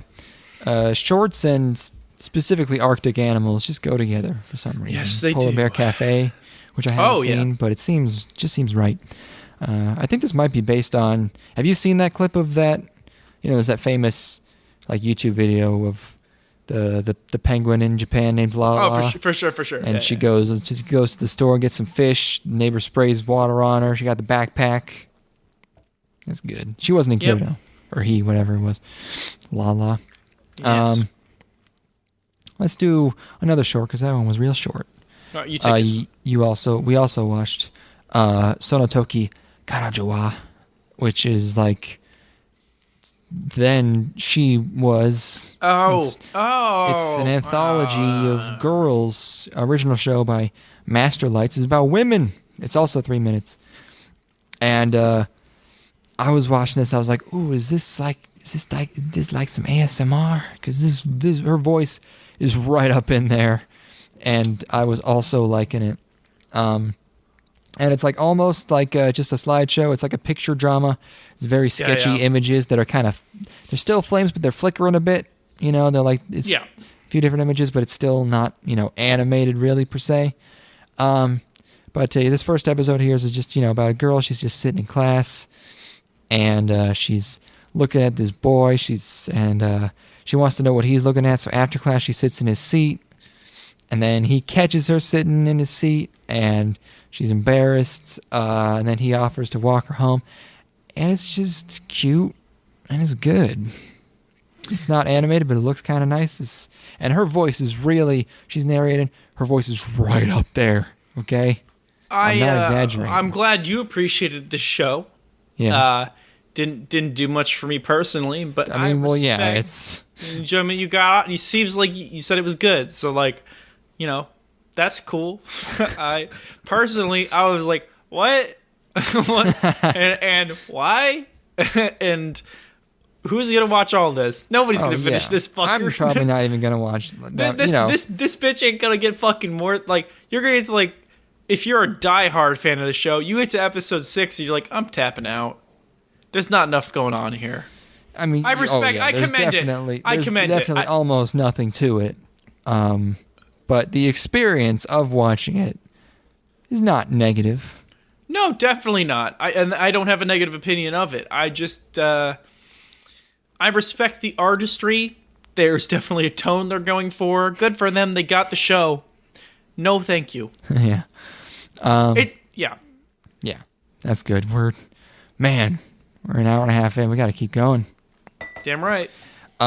Conception. Dibs. Sure, but this is an adaptation of a PSP game from 2012. What the fuck? You mean one of the hidden gems of the PSP era? Apparently, there was a sequel in 2013. Okay. There's another one in development. So that's why this is happening. It's like, what? This is Gonzo, and it's the School Days director, among a bunch of other things. But that was the one that's the one. Every time he comes up, I always say, "Hey, he's the School Days guy," because I'm a mean person. Man, I can't. I did not know. You're blowing my mind here. I did not know this was a PSP game. I also didn't know people were still making. You completely cut off there. You didn't know what? I did not know this was a PSP game, and I also did not know PSP games were being made in 2012. What the fuck? 2012. In Japan they definitely were. Look, nothing surprises me when it comes to mobile games in Japan. The Vita came out in 2011. Wait, what the fuck? Yeah. No, but then you learn that FIFA games are still being made for PS2. No, that stopped years ago. I know, but there was 2014? And those were ports. That wasn't this was a game for the PlayStation Portable. Yeah. I think it eventually came to Steam. But that was last year or something. Yeah, it is weird. It's definitely a later era PSP game, but there's weirder shit that came out of the PSP. Okay, so right off the bat, we got fat asses. My first notes are ass, and then another note, titties. Set the classical music or classical sounding music. It's almost Elfin Lied like. This kind of made me a weird connection. It made me think of. Mulholland Drive, how Mulholland Drive starts with this weird, totally inappropriate dance sequence set to kind of big band music, but this makes more sense in context. It just reminded me of that for some reason. But anyways, so we got Wait, these. I'm sorry. I'm on the Wikipedia. What do you got, man? I'm on the Wiki. This probably won't be funny to anyone but me. I'm on the Wikipedia article for the PlayStation Portable, and I was not aware that after, there was the PSP 1, 2, 3000, then the PSP Go, of course. I was not aware the final iteration was the PSP Street. I had never heard of the PSP Street. Wait, that because wait, I could kind of see it because there was were they going for an urban demographic? I don't know. It just looks like a PSP. What is the PSP Street? Wait. I don't know. There's no article about it. I don't know. It had a USB. What? It had USB 2.0. I don't. It does look pretty slick. It looks less slick than the PSP Go. I don't know. It's thicker than the. I don't know. Wait. Wait. So it has UMD. It was discontinued in 2014, so you're gonna have to go find one at a vintage store somewhere. Easy. The first Google result for PSP Street is a Geek.com article called "Sony announced the PSP E1000. Here's why you don't want one." Which is like, God. It's October 2011. Fucking tell me why I don't want a fucking PSP, you retard. Goddamn. PSP Street. That's good. Okay. That is humorous. You can definitely watch UMD copies of it didn't Kill have... Bill Volume 1 and also Napoleon Dynamite on it. Is this like a DS, like a new or whatever the 2DS? Like, is this a stripped down cheap version for the last iteration? Because it says there's no wireless connectivity, which I think means no Wi-Fi for this fucking PSP. That's ridiculous. Do we know what it released at? Like, what did it come out at? The price? Yeah. Oh, I don't know. ESRP. This isn't real. This is not a real thing. What? It must be some weird like foreign territory. Yeah, this definitely did not come out in the States because I've never fucking heard of this thing. Yeah, this is weird. How much can you get them for? E1000, yeah, that must have been some limited areas. Just like a apparently budget. They sold 5 million of these shits. Of what? Of the PSP Streets. No way. Where are you getting that number? Just the gaming.fandom.com, whatever that is. Oh, jeez. I was just looking at today. I'm like, is it now time to start collecting DS games that I'll never play? There's so many of them. I mean, I don't know if they're going to become rare anymore anytime I heard soon. that Alien Isolation game was good, and also, I wanted to play Trace Memory from 2005. Never played that. I've wanted to play The World Ends With You for like 12 years. Yeah. And then, dude, I saw it for the first time in like 10 years again, and I was like, oh, this art style looks bad now.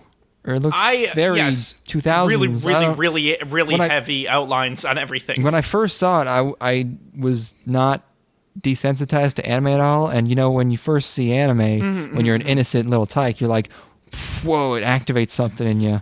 And As was the style of the time. And now I'm seeing it, and I'm just like, this looks like a web comic. What is? I'm not. It's definitely striking, and that it's like. It is so Nomura and so heavy outline. It's ridiculous. But yeah, I never played The World Ends. But like you're collecting like pins and shit, and like the systems don't seem super fun to me.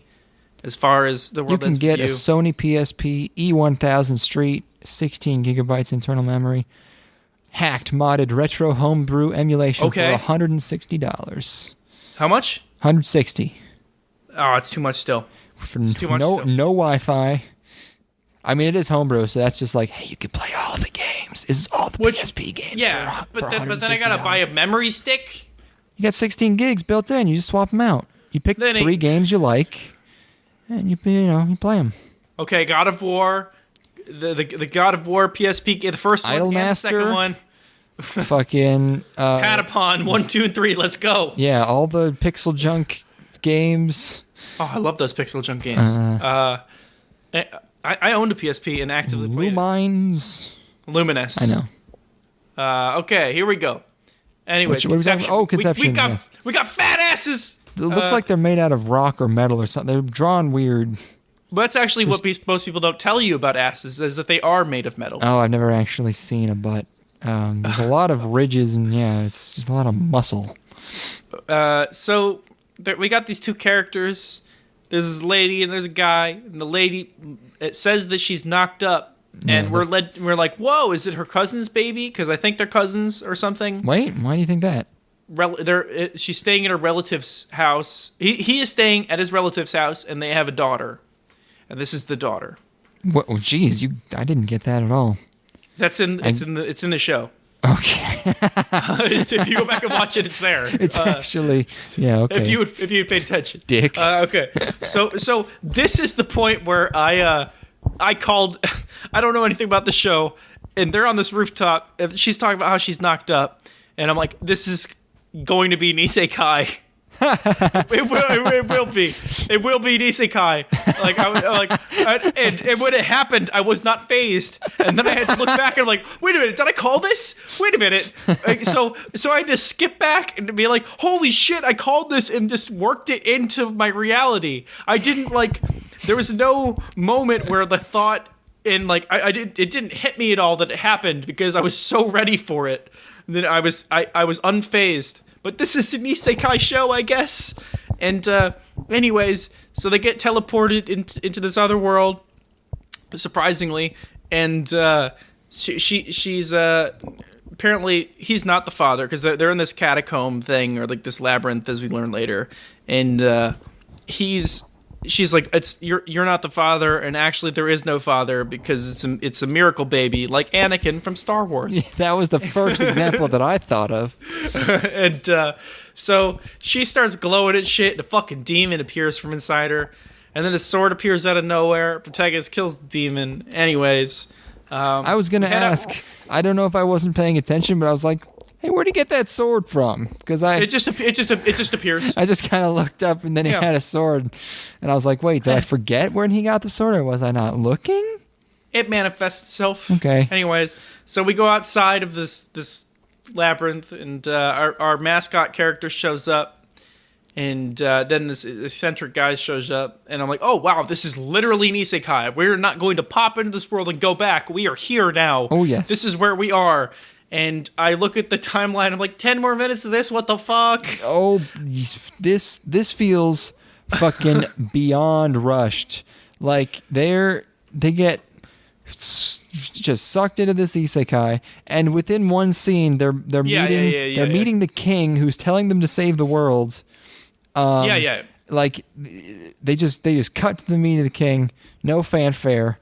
Fuck that fanfare bullshit. What we're here for is there's a whole bunch of hoes. There's 12 of them shits. We got a bunch of astrological signs, and all the girls are themed after it. And I started asking at this point, did you say this was a game? Is this a game or is this original?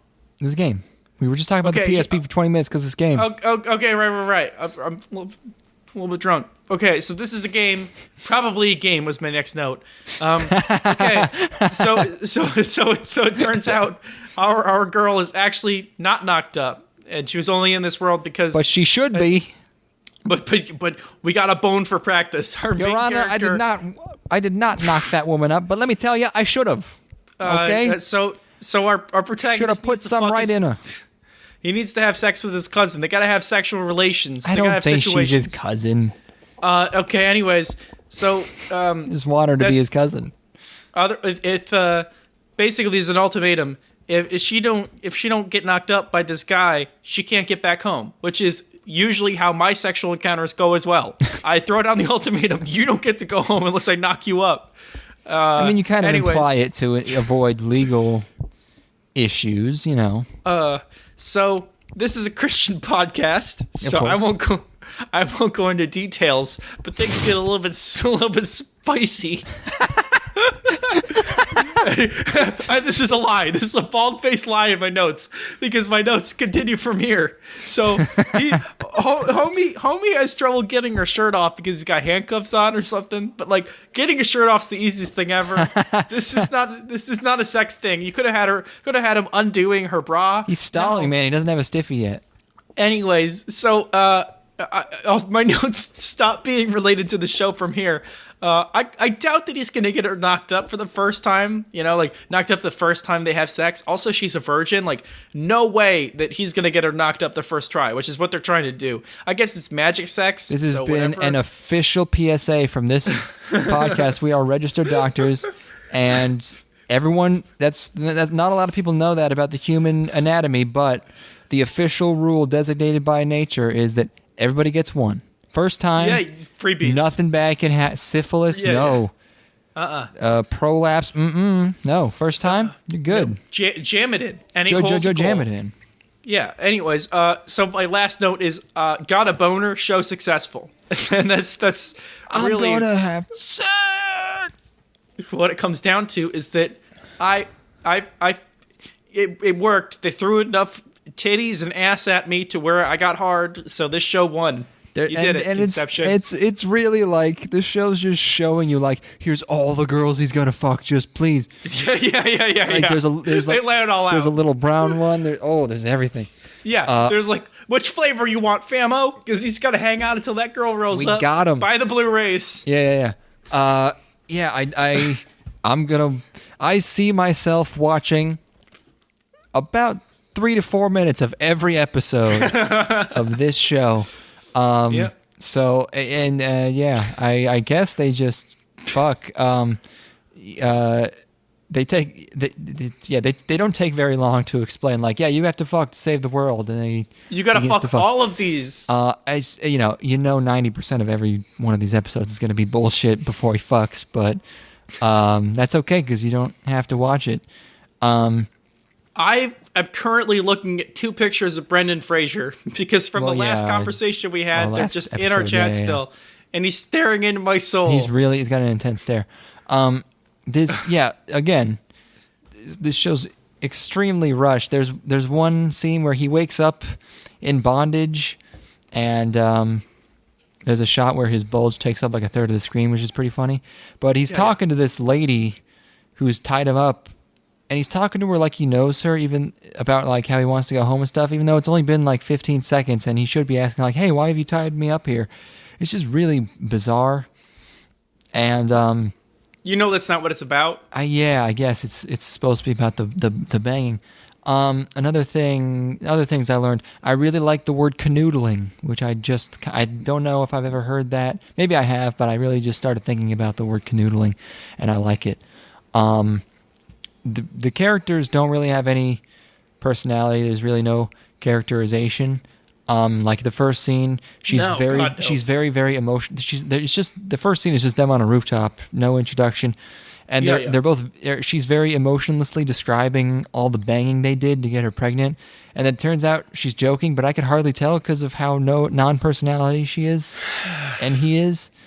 And the setting is called Grandvania, and it's like generic future fantasy, and they're not even combined. There's just like some fantasy stuff and some futuristic buildings. There's like looks like ass. I have to comment on this. This is a flat Earth world where there are multiple planes. So it's set in reality. Okay. Yeah, exactly. This show's got boobies and ass in it. Well, I mean, not really. The implication, which is enough. Oh, sure, they're definitely there technically.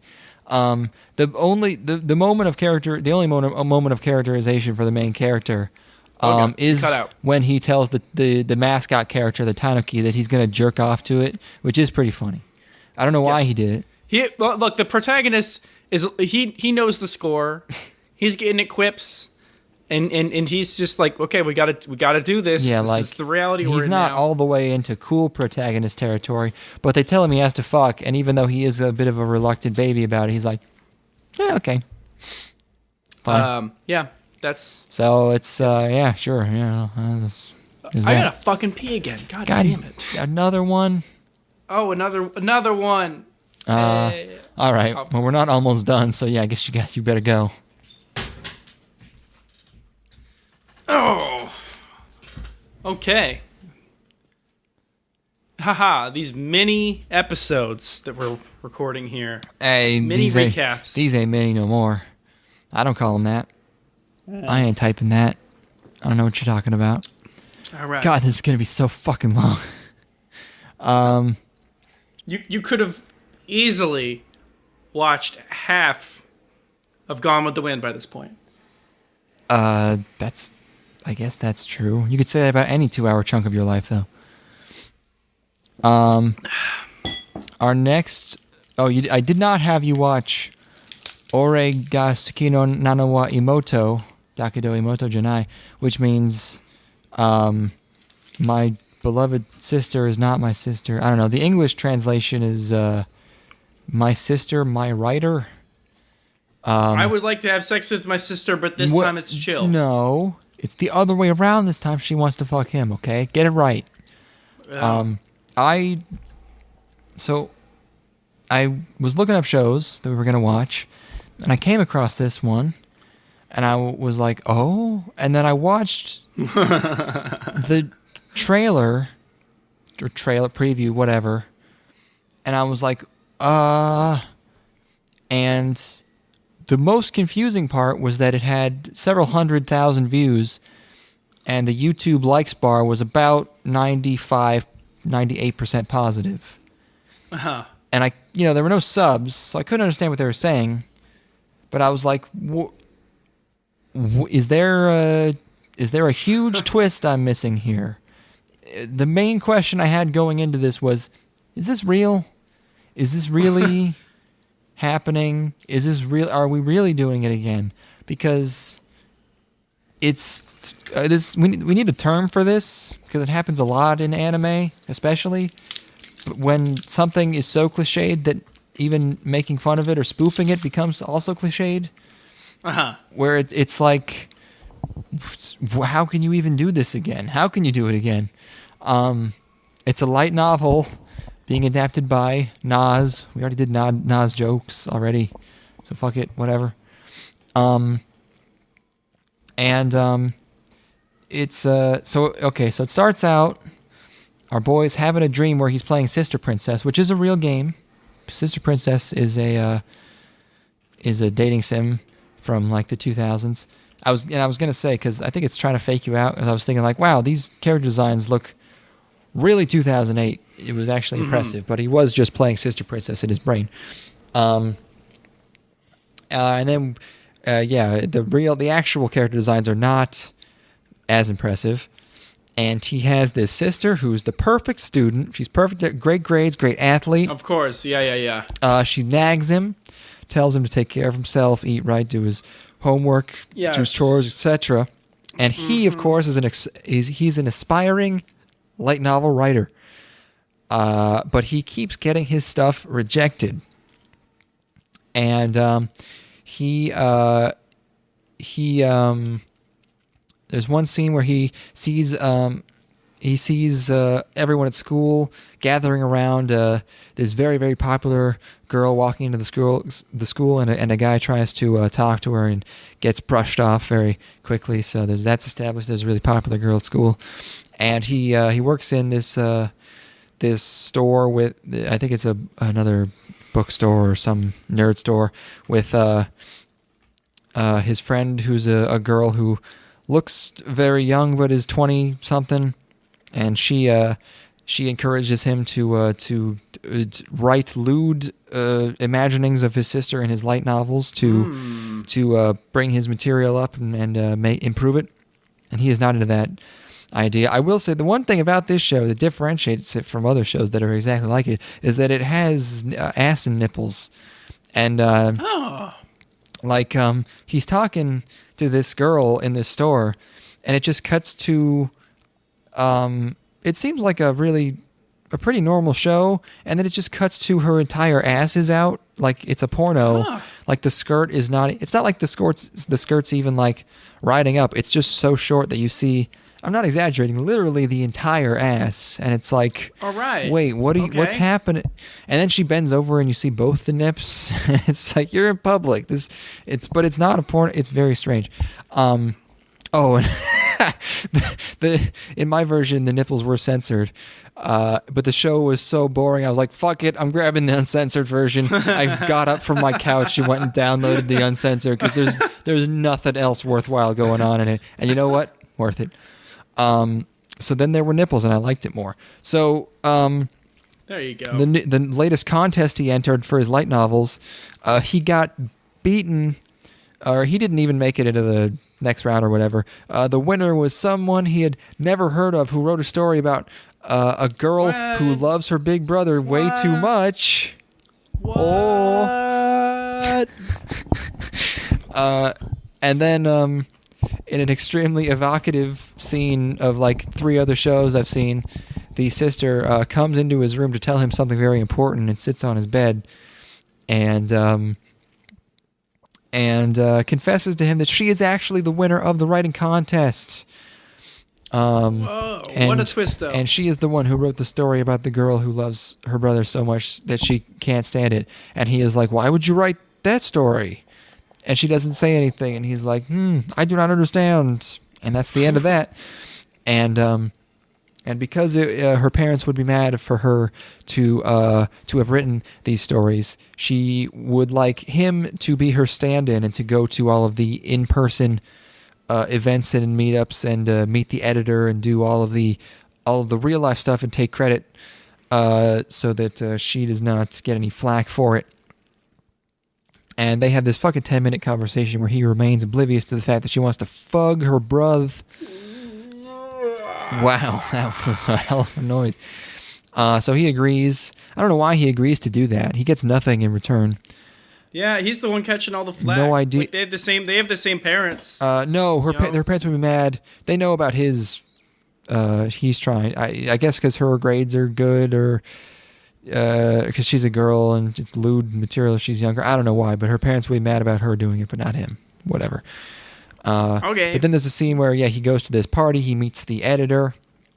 The editor grabs his hand and has him grope her tits so that he knows what they feel like, so he can write better. She got fat old titties? Yes, and that's like, okay, sure.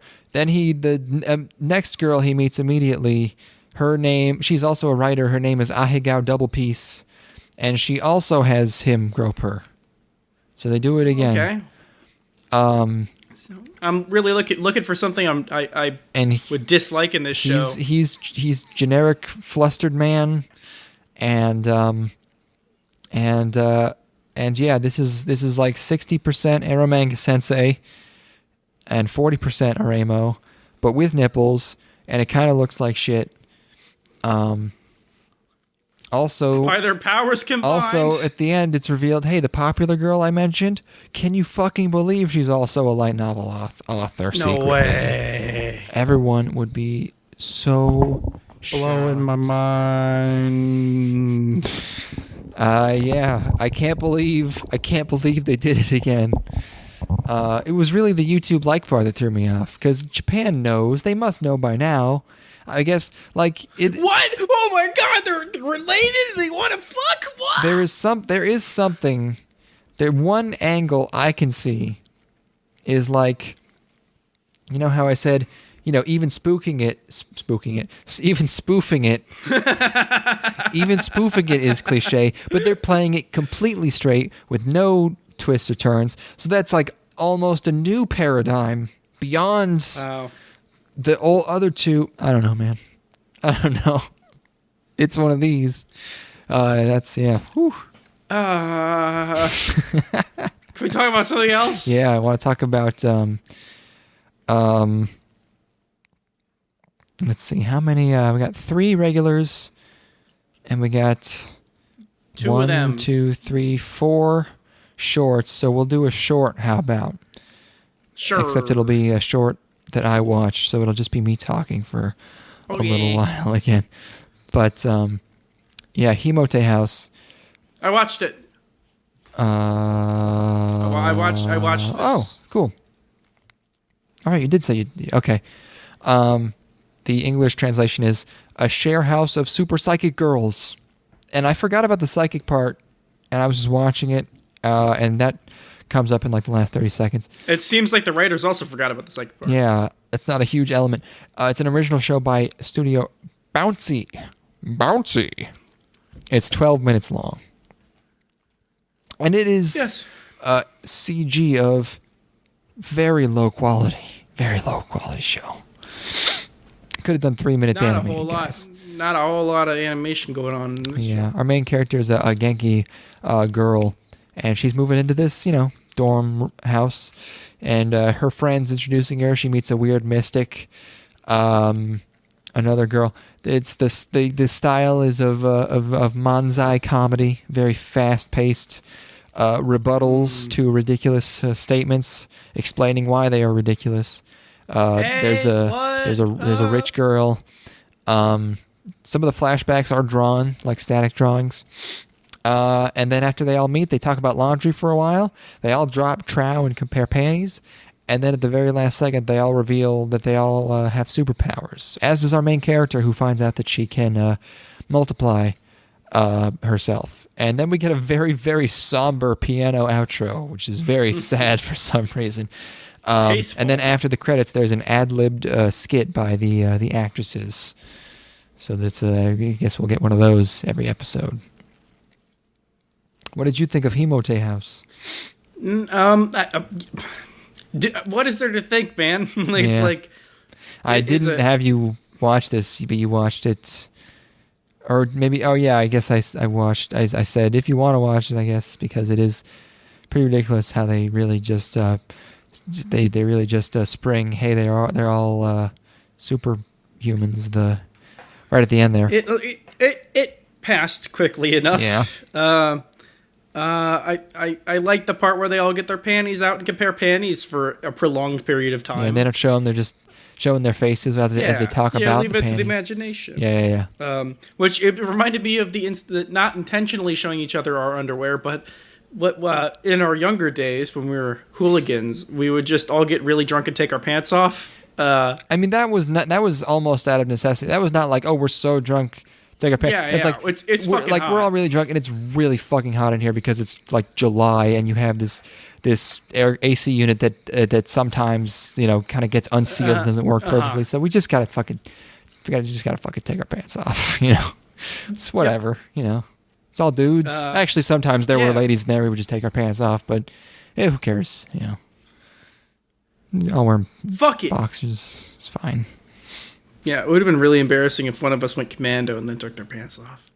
Hopefully you'd realize, It's like that's the day you decide to do it. The one day I'm going to try it again, even though last time... Wait, why? My zipper burned the shit out of my cock. Would you do that? No, don't do that. I'm not proposing that you should. I'm proposing a scenario in which it might happen. But why? I don't know. Some like people laundry are issues? gluttons for punishment. Oh, you just... Okay, just to see if you can handle... Yeah. All right. The dick wear. Okay. I'm Johnny Knoxville, and this is The Raw Dog, and it's a compilation of him walking around for 12 hours, and every 30 seconds he goes, ooh, ah. My fucking cock hurts, bro. And looking into the camera. Yeah, and then he, at the very end of this, of the stunt, it's like, all right, look at my gooch. It's been 12 hours. Oh no! And he takes his pants off, and it's just his dick is completely gored. It's and then the camera, everyone's like marveling at it, but also they're just all trying to like slap it when he's not defending himself. And he's like, oh my god, oh my dick, oh.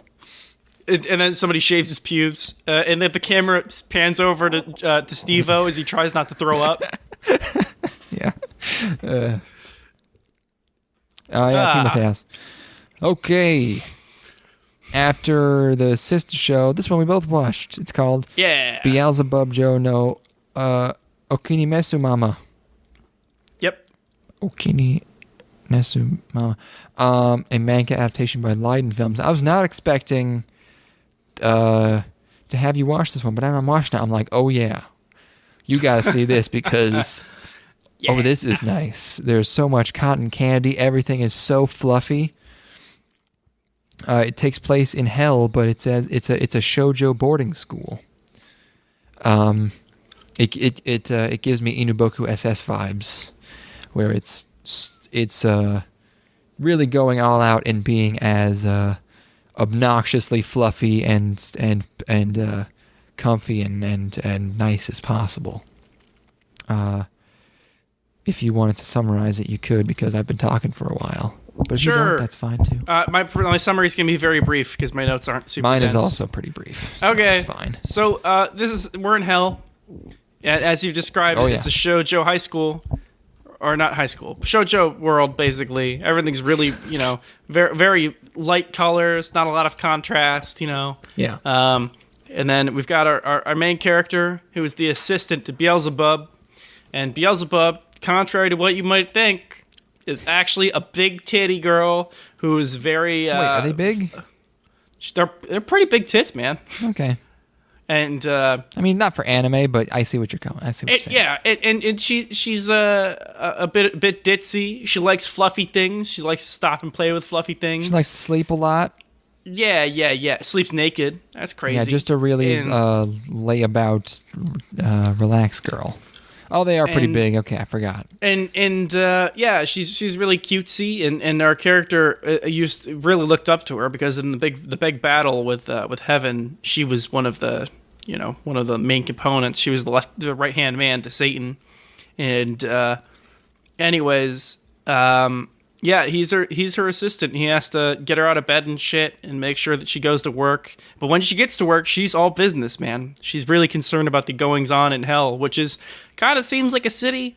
Because like they cut to like a shopping district at one point, and she's getting distracted by like dogs and birds and shit. But it just looks like a city. And also, I noticed there was a mother and this is in the background of a shot, a mother walking her daughter. Just walking with her, holding hands. What did that little girl do to deserve to be in hell? I'm just a bit curious. They're not baptized, Oh, fair enough. Just, man, that must save St. Peter so much time. Just like, it's like, there's a line before you even get to, certain criteria. It's like, okay, baptized, unbaptized, and the unbaptized one, it's just an escalator straight down to hell. Anyways. You got to make it efficient. So he loses her in the city at one point and gets really concerned, and he manages to find her, and she's in an alleyway, and she's being accosted by some bad boys, and he scares them off and then tells her he's always going to be worried about her. And this kind of turns her on a little bit. And then the episode ends with her contemplating, like, oh, what he said really turned me on, and there are going to be romantic interests, even though she's Satan's right-hand man. It's cute. I liked it. It's very cute. It's definitely, cotton candy in and of itself. Light, not a lot of... I mean, there's literally not getting a lot out of it, cotton candy. Yeah, but it's enjoyable. Yes. I enjoyed watching it. It's I like the dynamic a lot. Yes, as did I. Omni-pandering is the term that got used for Inuboku SS because there's aren't there a bunch of hot dudes too? Everybody's hot. Everybody's hot. Good looking. Yeah, there's but there's it's like there's really only like one girl, and then there's like a bunch of guys like working for her, and they're they're like shoujo guys, but then there's also just one girl that's like really super fucking hot as shit and always naked. So it's just like everyone's can like this. I'm totally game for omni-pandering. Oh, yeah. Because, Inuboku SS is a good show. Recommended. He Kabe-dons her at the end here. He puts her against the wall. That was always my go-to move, and people made fun of me for it. In a cool, sexy way. But it was not a cool, sexy way. It was more ether rag kind of way. Uh-oh. Incriminating information. Yeah. Pleasant show. Yeah. I ain't mad at it. Let's do a short.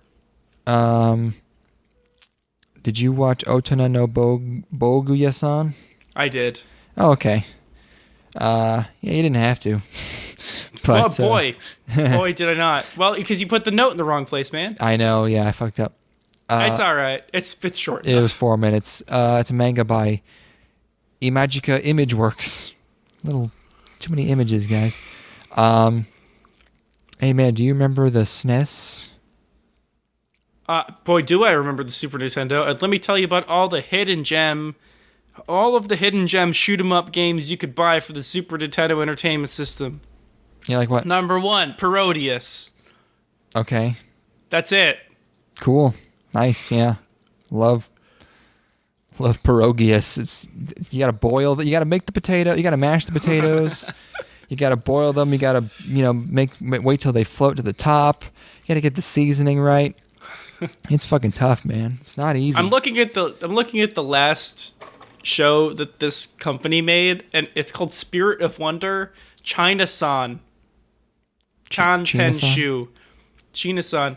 And this shit's old as fuck. This came out in 2001. Where have they been? Imagica Imageworks? Really? Yeah. I mean, maybe they've just been doing, key animation. They haven't produced anything since then. See what's going on their LinkedIn profile. Do they really have a LinkedIn profile? They do. That's funny. There's nothing going on. Anime News Network. Yeah, let's see.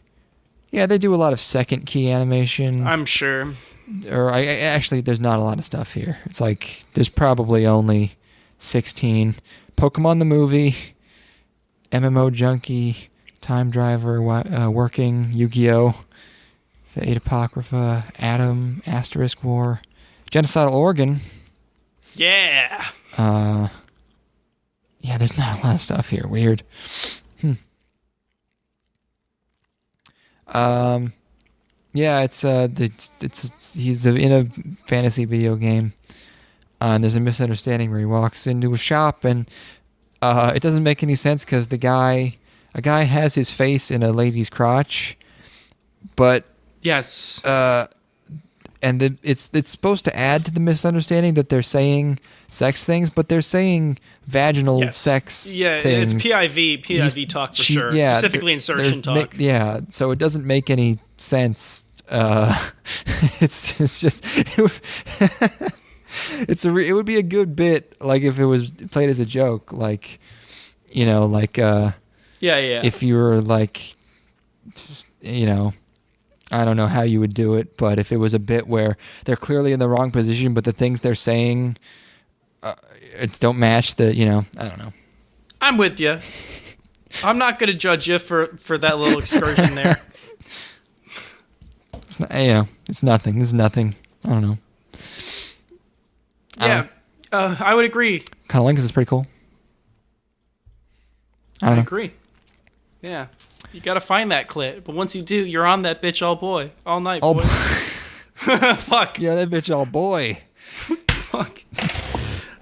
It depends on how fat the clit is. Okay. You should probably cover the last one, and then I'll cover Karakuri Circus, just so we can both talk about a show. Yeah, the last show that only I watched was called Tsurune Kazemai Koku Koko Kyuudou-bu. I got it. It's Kyuudou-bu, which it's kind of what you just said, which just means archery club. It's about an archery club.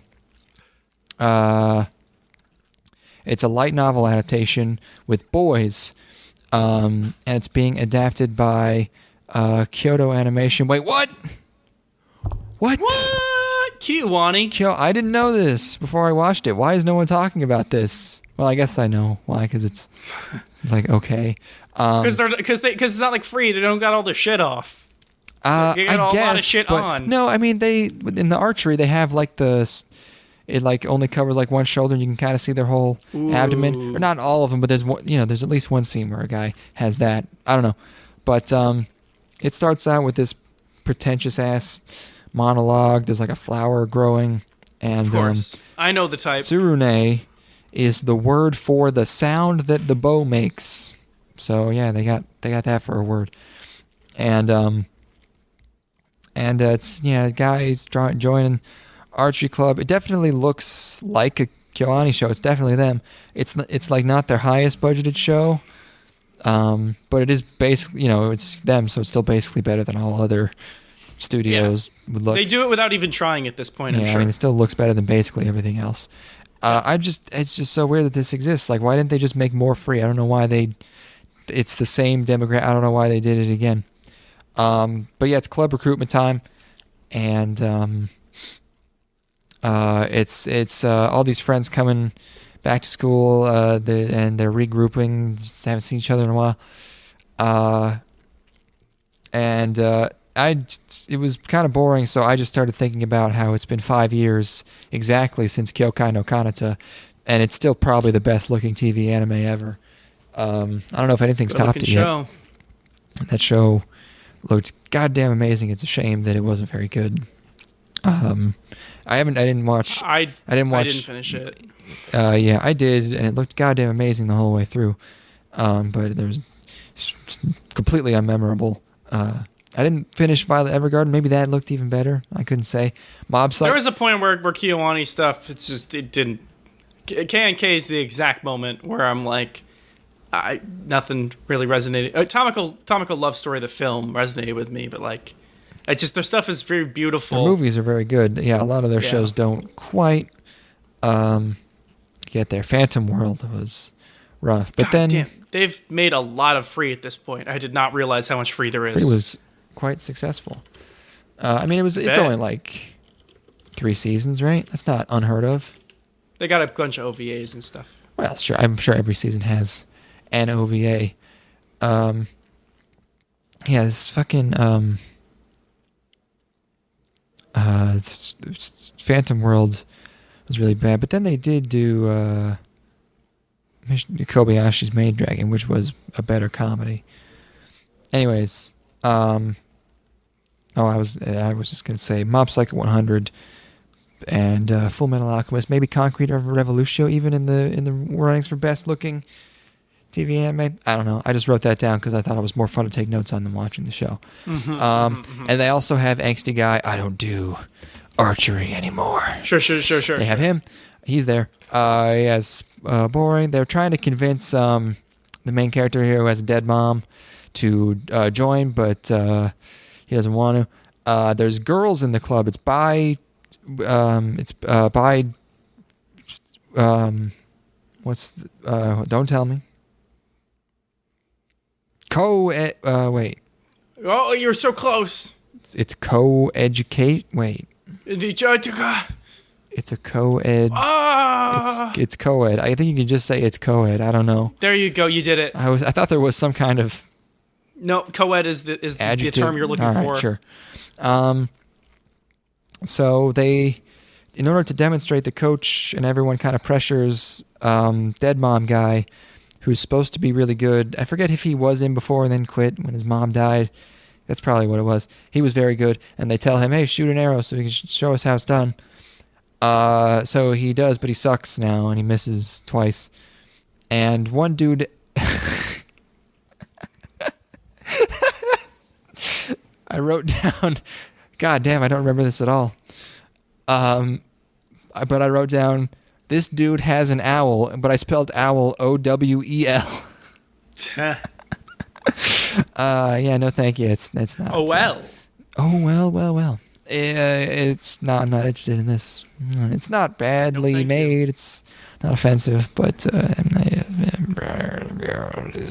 Yep. The last short we have is called Hashiri Suzukete Yokatate, which means I'm glad I could keep running, which is an original being done by Signal.md. And this one's 15 minutes, which ain't fair. I thought I was promised a short. That ain't very short. Did you watch this one? I did not watch this. Oh, okay. This is all on you, baby. Oh, right. It's about a guy. He's at some kind of recital. I watched it and I still don't even really know what the hell this was, but he's like in a theater with his friend and he's really bored. And he's like, I want to go home. But then these people come on stage and they just start talking, and it almost seems like shitty millennial poetry or something. Like a lady's just like, "Is this your Instagram post?" And another guy is like, "The moon is so beautiful tonight."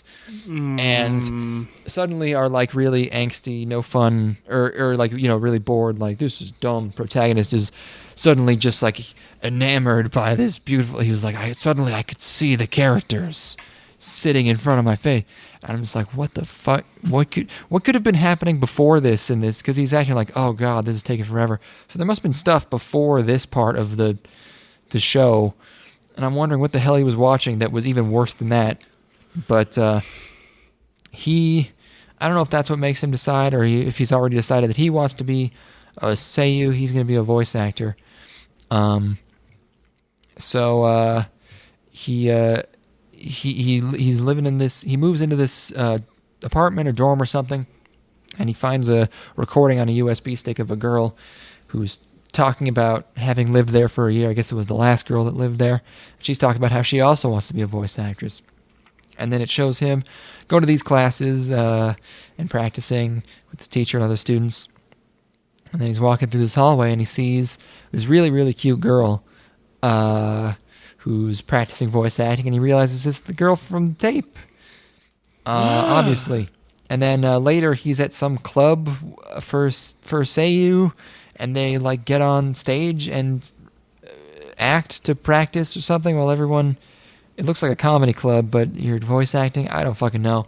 But the episode ends with a cute girl running on stage to do her set, and she looks extremely nervous. And that's the end of it.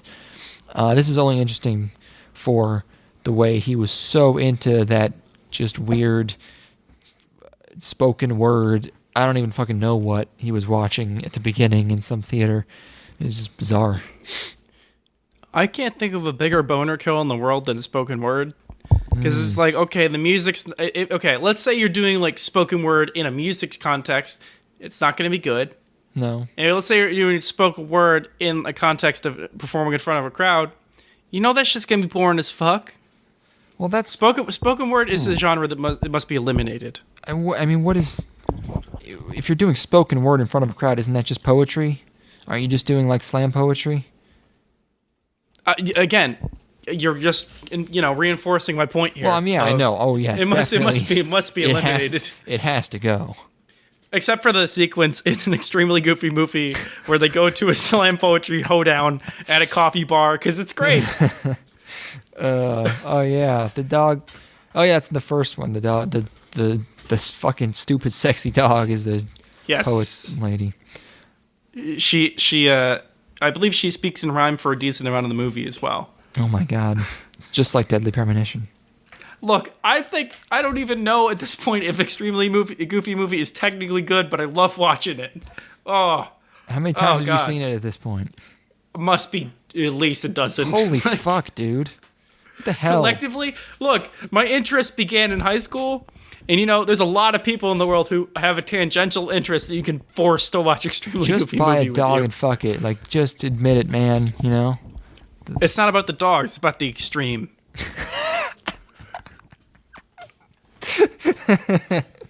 You're right. Anyways. Steven and I watched Swordfish last weekend. I watched Swordfish the second time. It was Steven's first time, and he enjoyed it a lot, and I also enjoyed it a lot. Swordfish is a good movie. That's a hell of a picture there. Oh boy, that movie has a really in your face style at times, but only at times. Yeah, it's very green in that year way. It is of its era. Yeah. Oh, there's a lot of really good stuff in there. Yes. Okay, that was that short. Our last show of the season. The last thing that we both watched is called Karakuri Circus. Oh yeah, a manga. Going out on a high note. Boy, I'm glad I was drunk for this one because I don't know if my brain would have been able to take it. This is a manga adaptation. It's one of the things where they're adapting a really long running manga from the 90s. This ran from 97 to 06. Sure, yeah. Studio Voln VOLN, who co-produced Ushio Totora, which was a similar thing. And they did I Want to Eat Your Pancreas, which is the movie we almost saw, and a show called Idle Incidents. And Idle Incidents, yeah. And yeah, going in, I did not like the promo art. I did not like the circus as a concept. Okay, glad that we both agree, because my first note is, I have to confess right away, I fucking hate the circus. And I don't know who would make circus-themed media in the year of our Lord, in Anno Domini 2018. Yes. It's a weird thing to go back to 20 years. I'm going to go back 20 years and grab, all these cultural artifacts to grab? How about the fucking circus? Fuck you. I thought we were over it. I thought we were done. Yeah. It's not supposed to come back for at least another decade. All the circuses are shutting down now. Clowns literally only exist to be scary now. It's like the joke. Yeah, and they're not even that scary. No. I saw that It movie. Fuck you. People talk about this It movie like it was good. It wasn't good? It was like a solid 6.5. It's almost on the precipice of a 7 out of 10. That is good. That's basically the definition of good. Yeah, it is above norm. It is above average. All right. I'm going to give it a 6. It's above average. Okay. Sure. I've seen way worse theatrical horror films in my time. But anyways, so fuck the circus. The only circus I'm interested in is that Dark Carnival, baby. Jugs for life. Dark Carnival. I love Left 4 Dead 2. Yeah, well, that's... Anyways, so there's this kid, and hold on. There's like a sequence at the beginning where this kid's at this evil circus and the carnies kill everyone, just like in real life. Because again, do never trust a carny. Trust a carny. Fuck no. If the second somebody says they're remotely involved with the circus lifestyle, you know that they are a miscreant. Bullshit, man. Carnies are the realest people on this planet. This is an unfair prejudice. They are practicing the devil's work. They're the real ones. They're the salt of the earth. The real murderers. That only happened like once. Okay, so this kid he's running away from something. He bumps into this circus promoter. There's a dude in like a bear costume. He's like, "Hey, go to the circus." And this kid rolls into him, and the guy starts dying. He's having a seizure or a stroke or something because he hasn't made anybody laugh recently. It's so fucking ridiculous. So he's dying, and then the kid laughs at his death throes, not realizing it's real. And then the kid this is all continuous. The kid gets snatched up by some dudes in suits, and the dude in the bear costume fucks him up. And they appear not to be human because they can take inhuman levels of punishment. Anyways, the kid don't got a dream. Yeah. This is. I can imagine picking up this manga and reading it. Like it's straight off the page. I bet later on a page it's like. Yeah. You know, when it's in a comic format, your brain is supposed to kind of fill in the gaps in continuity. Yes. So, you know,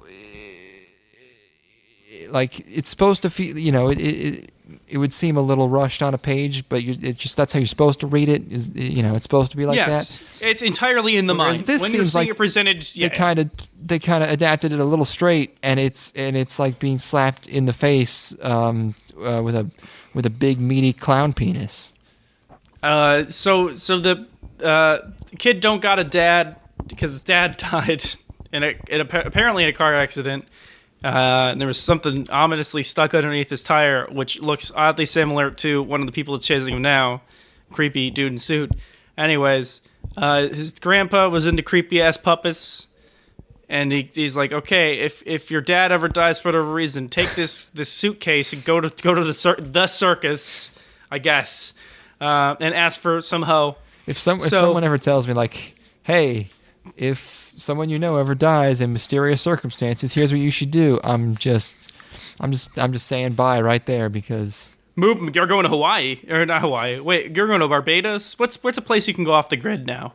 It's Montana, man. All about Montana. I was thinking about this. Where can you even get off the grid anymore? There's tons. You can go to Alaska. You can go to Thailand if you want. I wouldn't want to. Look, the carnies will find you in Alaska. Northern Canada. So they get on a train, Iceland. and then this like creepy automata, one of the people that's been chasing, throws himself under the train and derails it, which I think is unlikely. He's very heavy, just metal. You know. Anyways, so the kid's given up. He's like, "Oh my god, I can't believe I got you into this mess. We're all gonna die." And then the protagonist slaps the kid and tells him to never give up.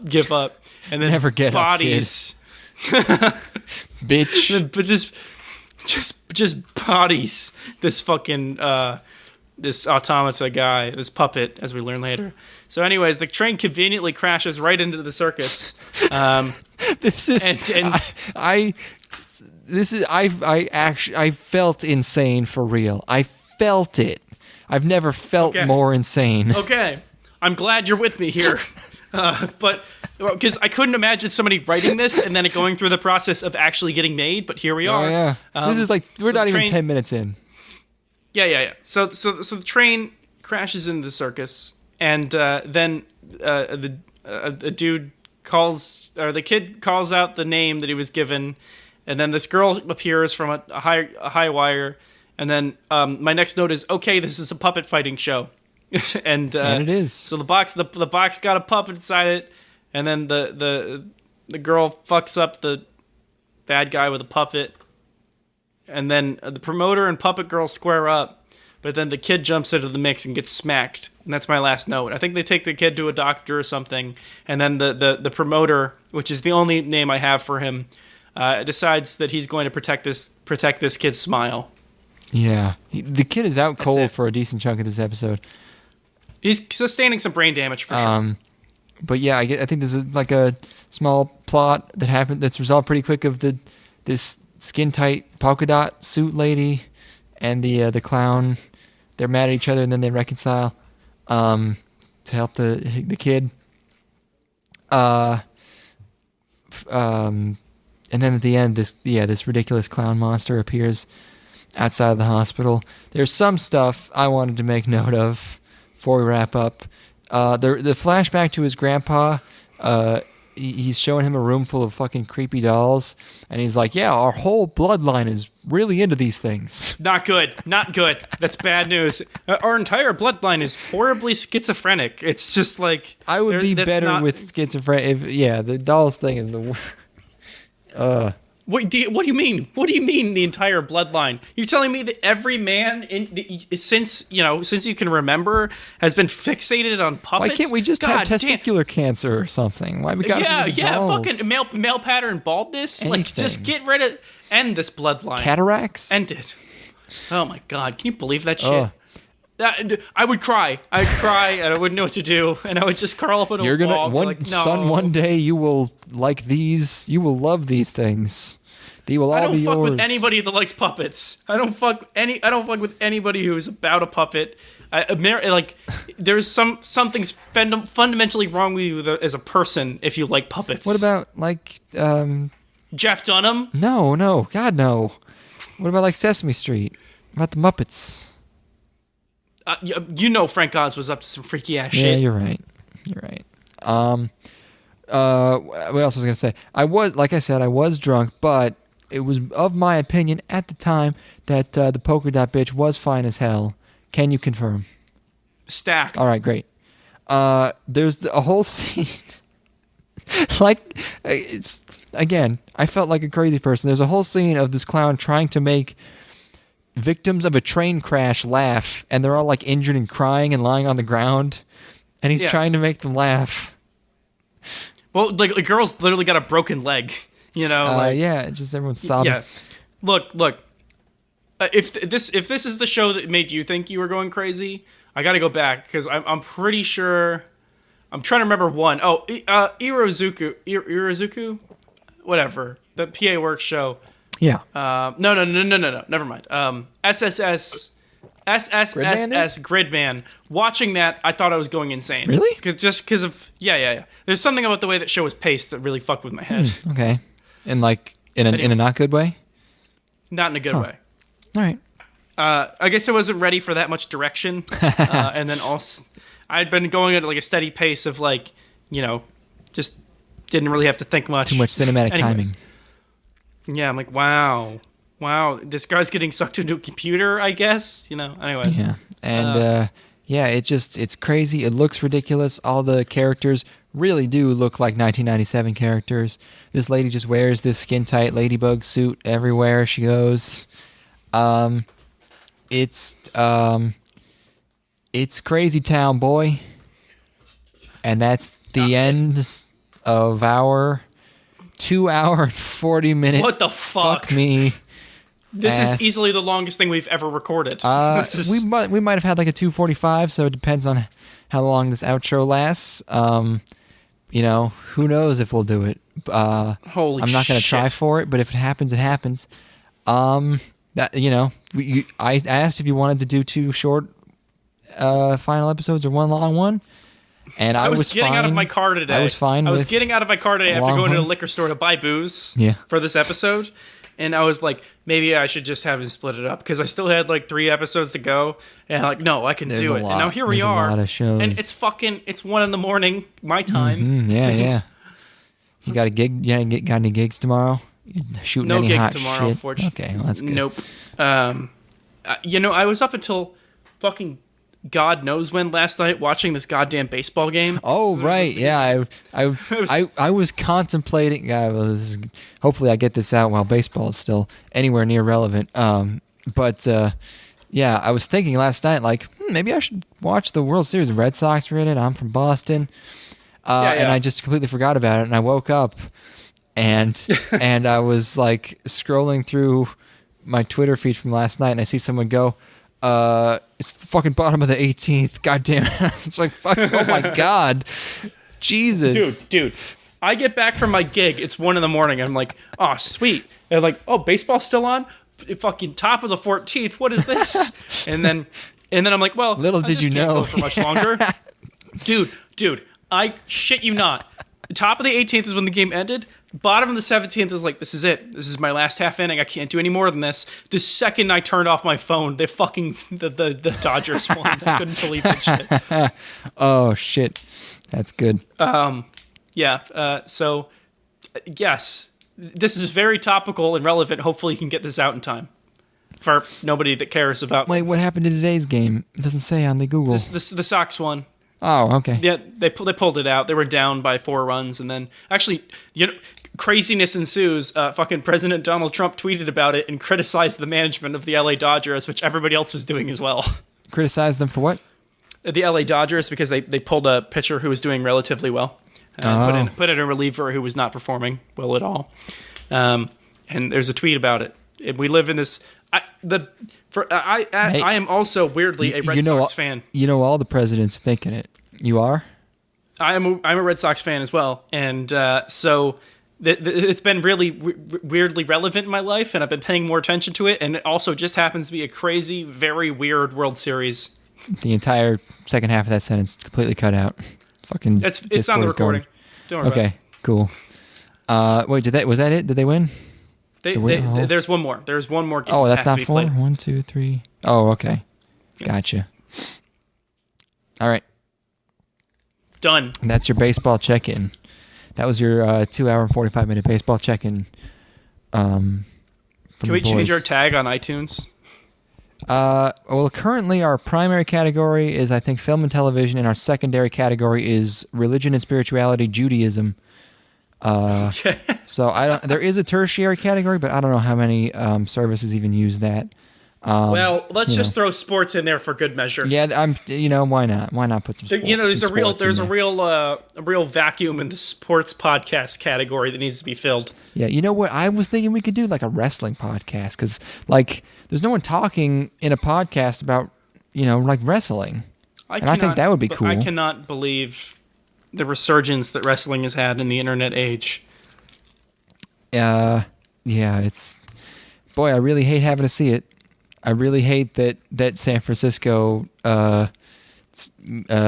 media people found wrestling and now have a semi-ironic adoration of it because I have to fucking see fucking wrestling bullshit all the time and hear about it.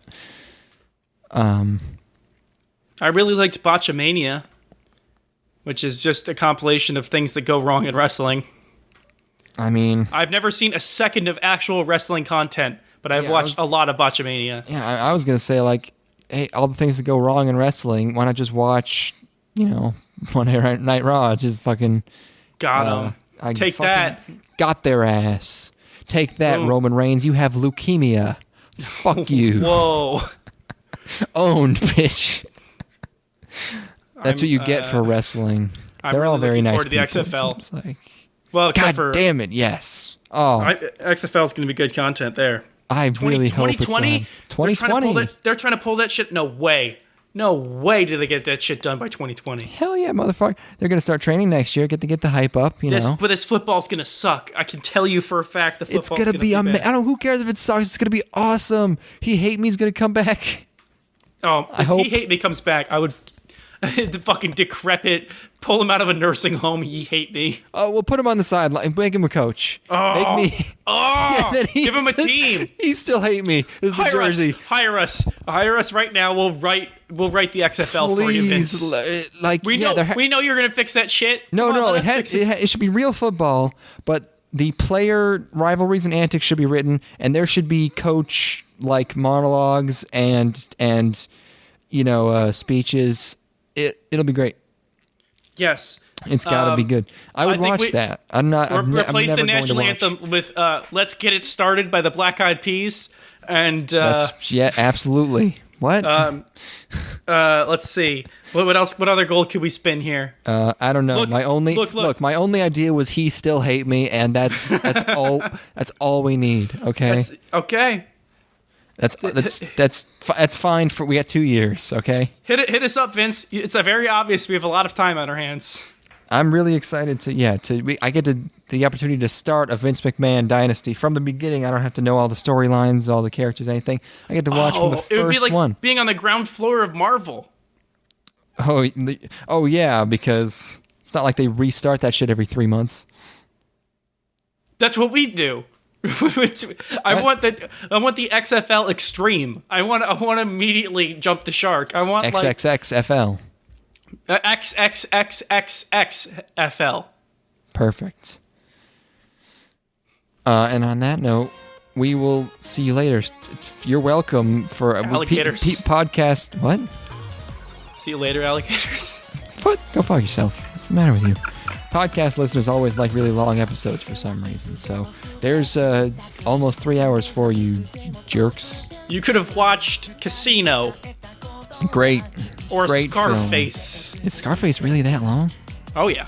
I think we're just about to eclipse the Scarface limit, which That's a lot of Scarface. Say hello to my incredibly long film. That's good.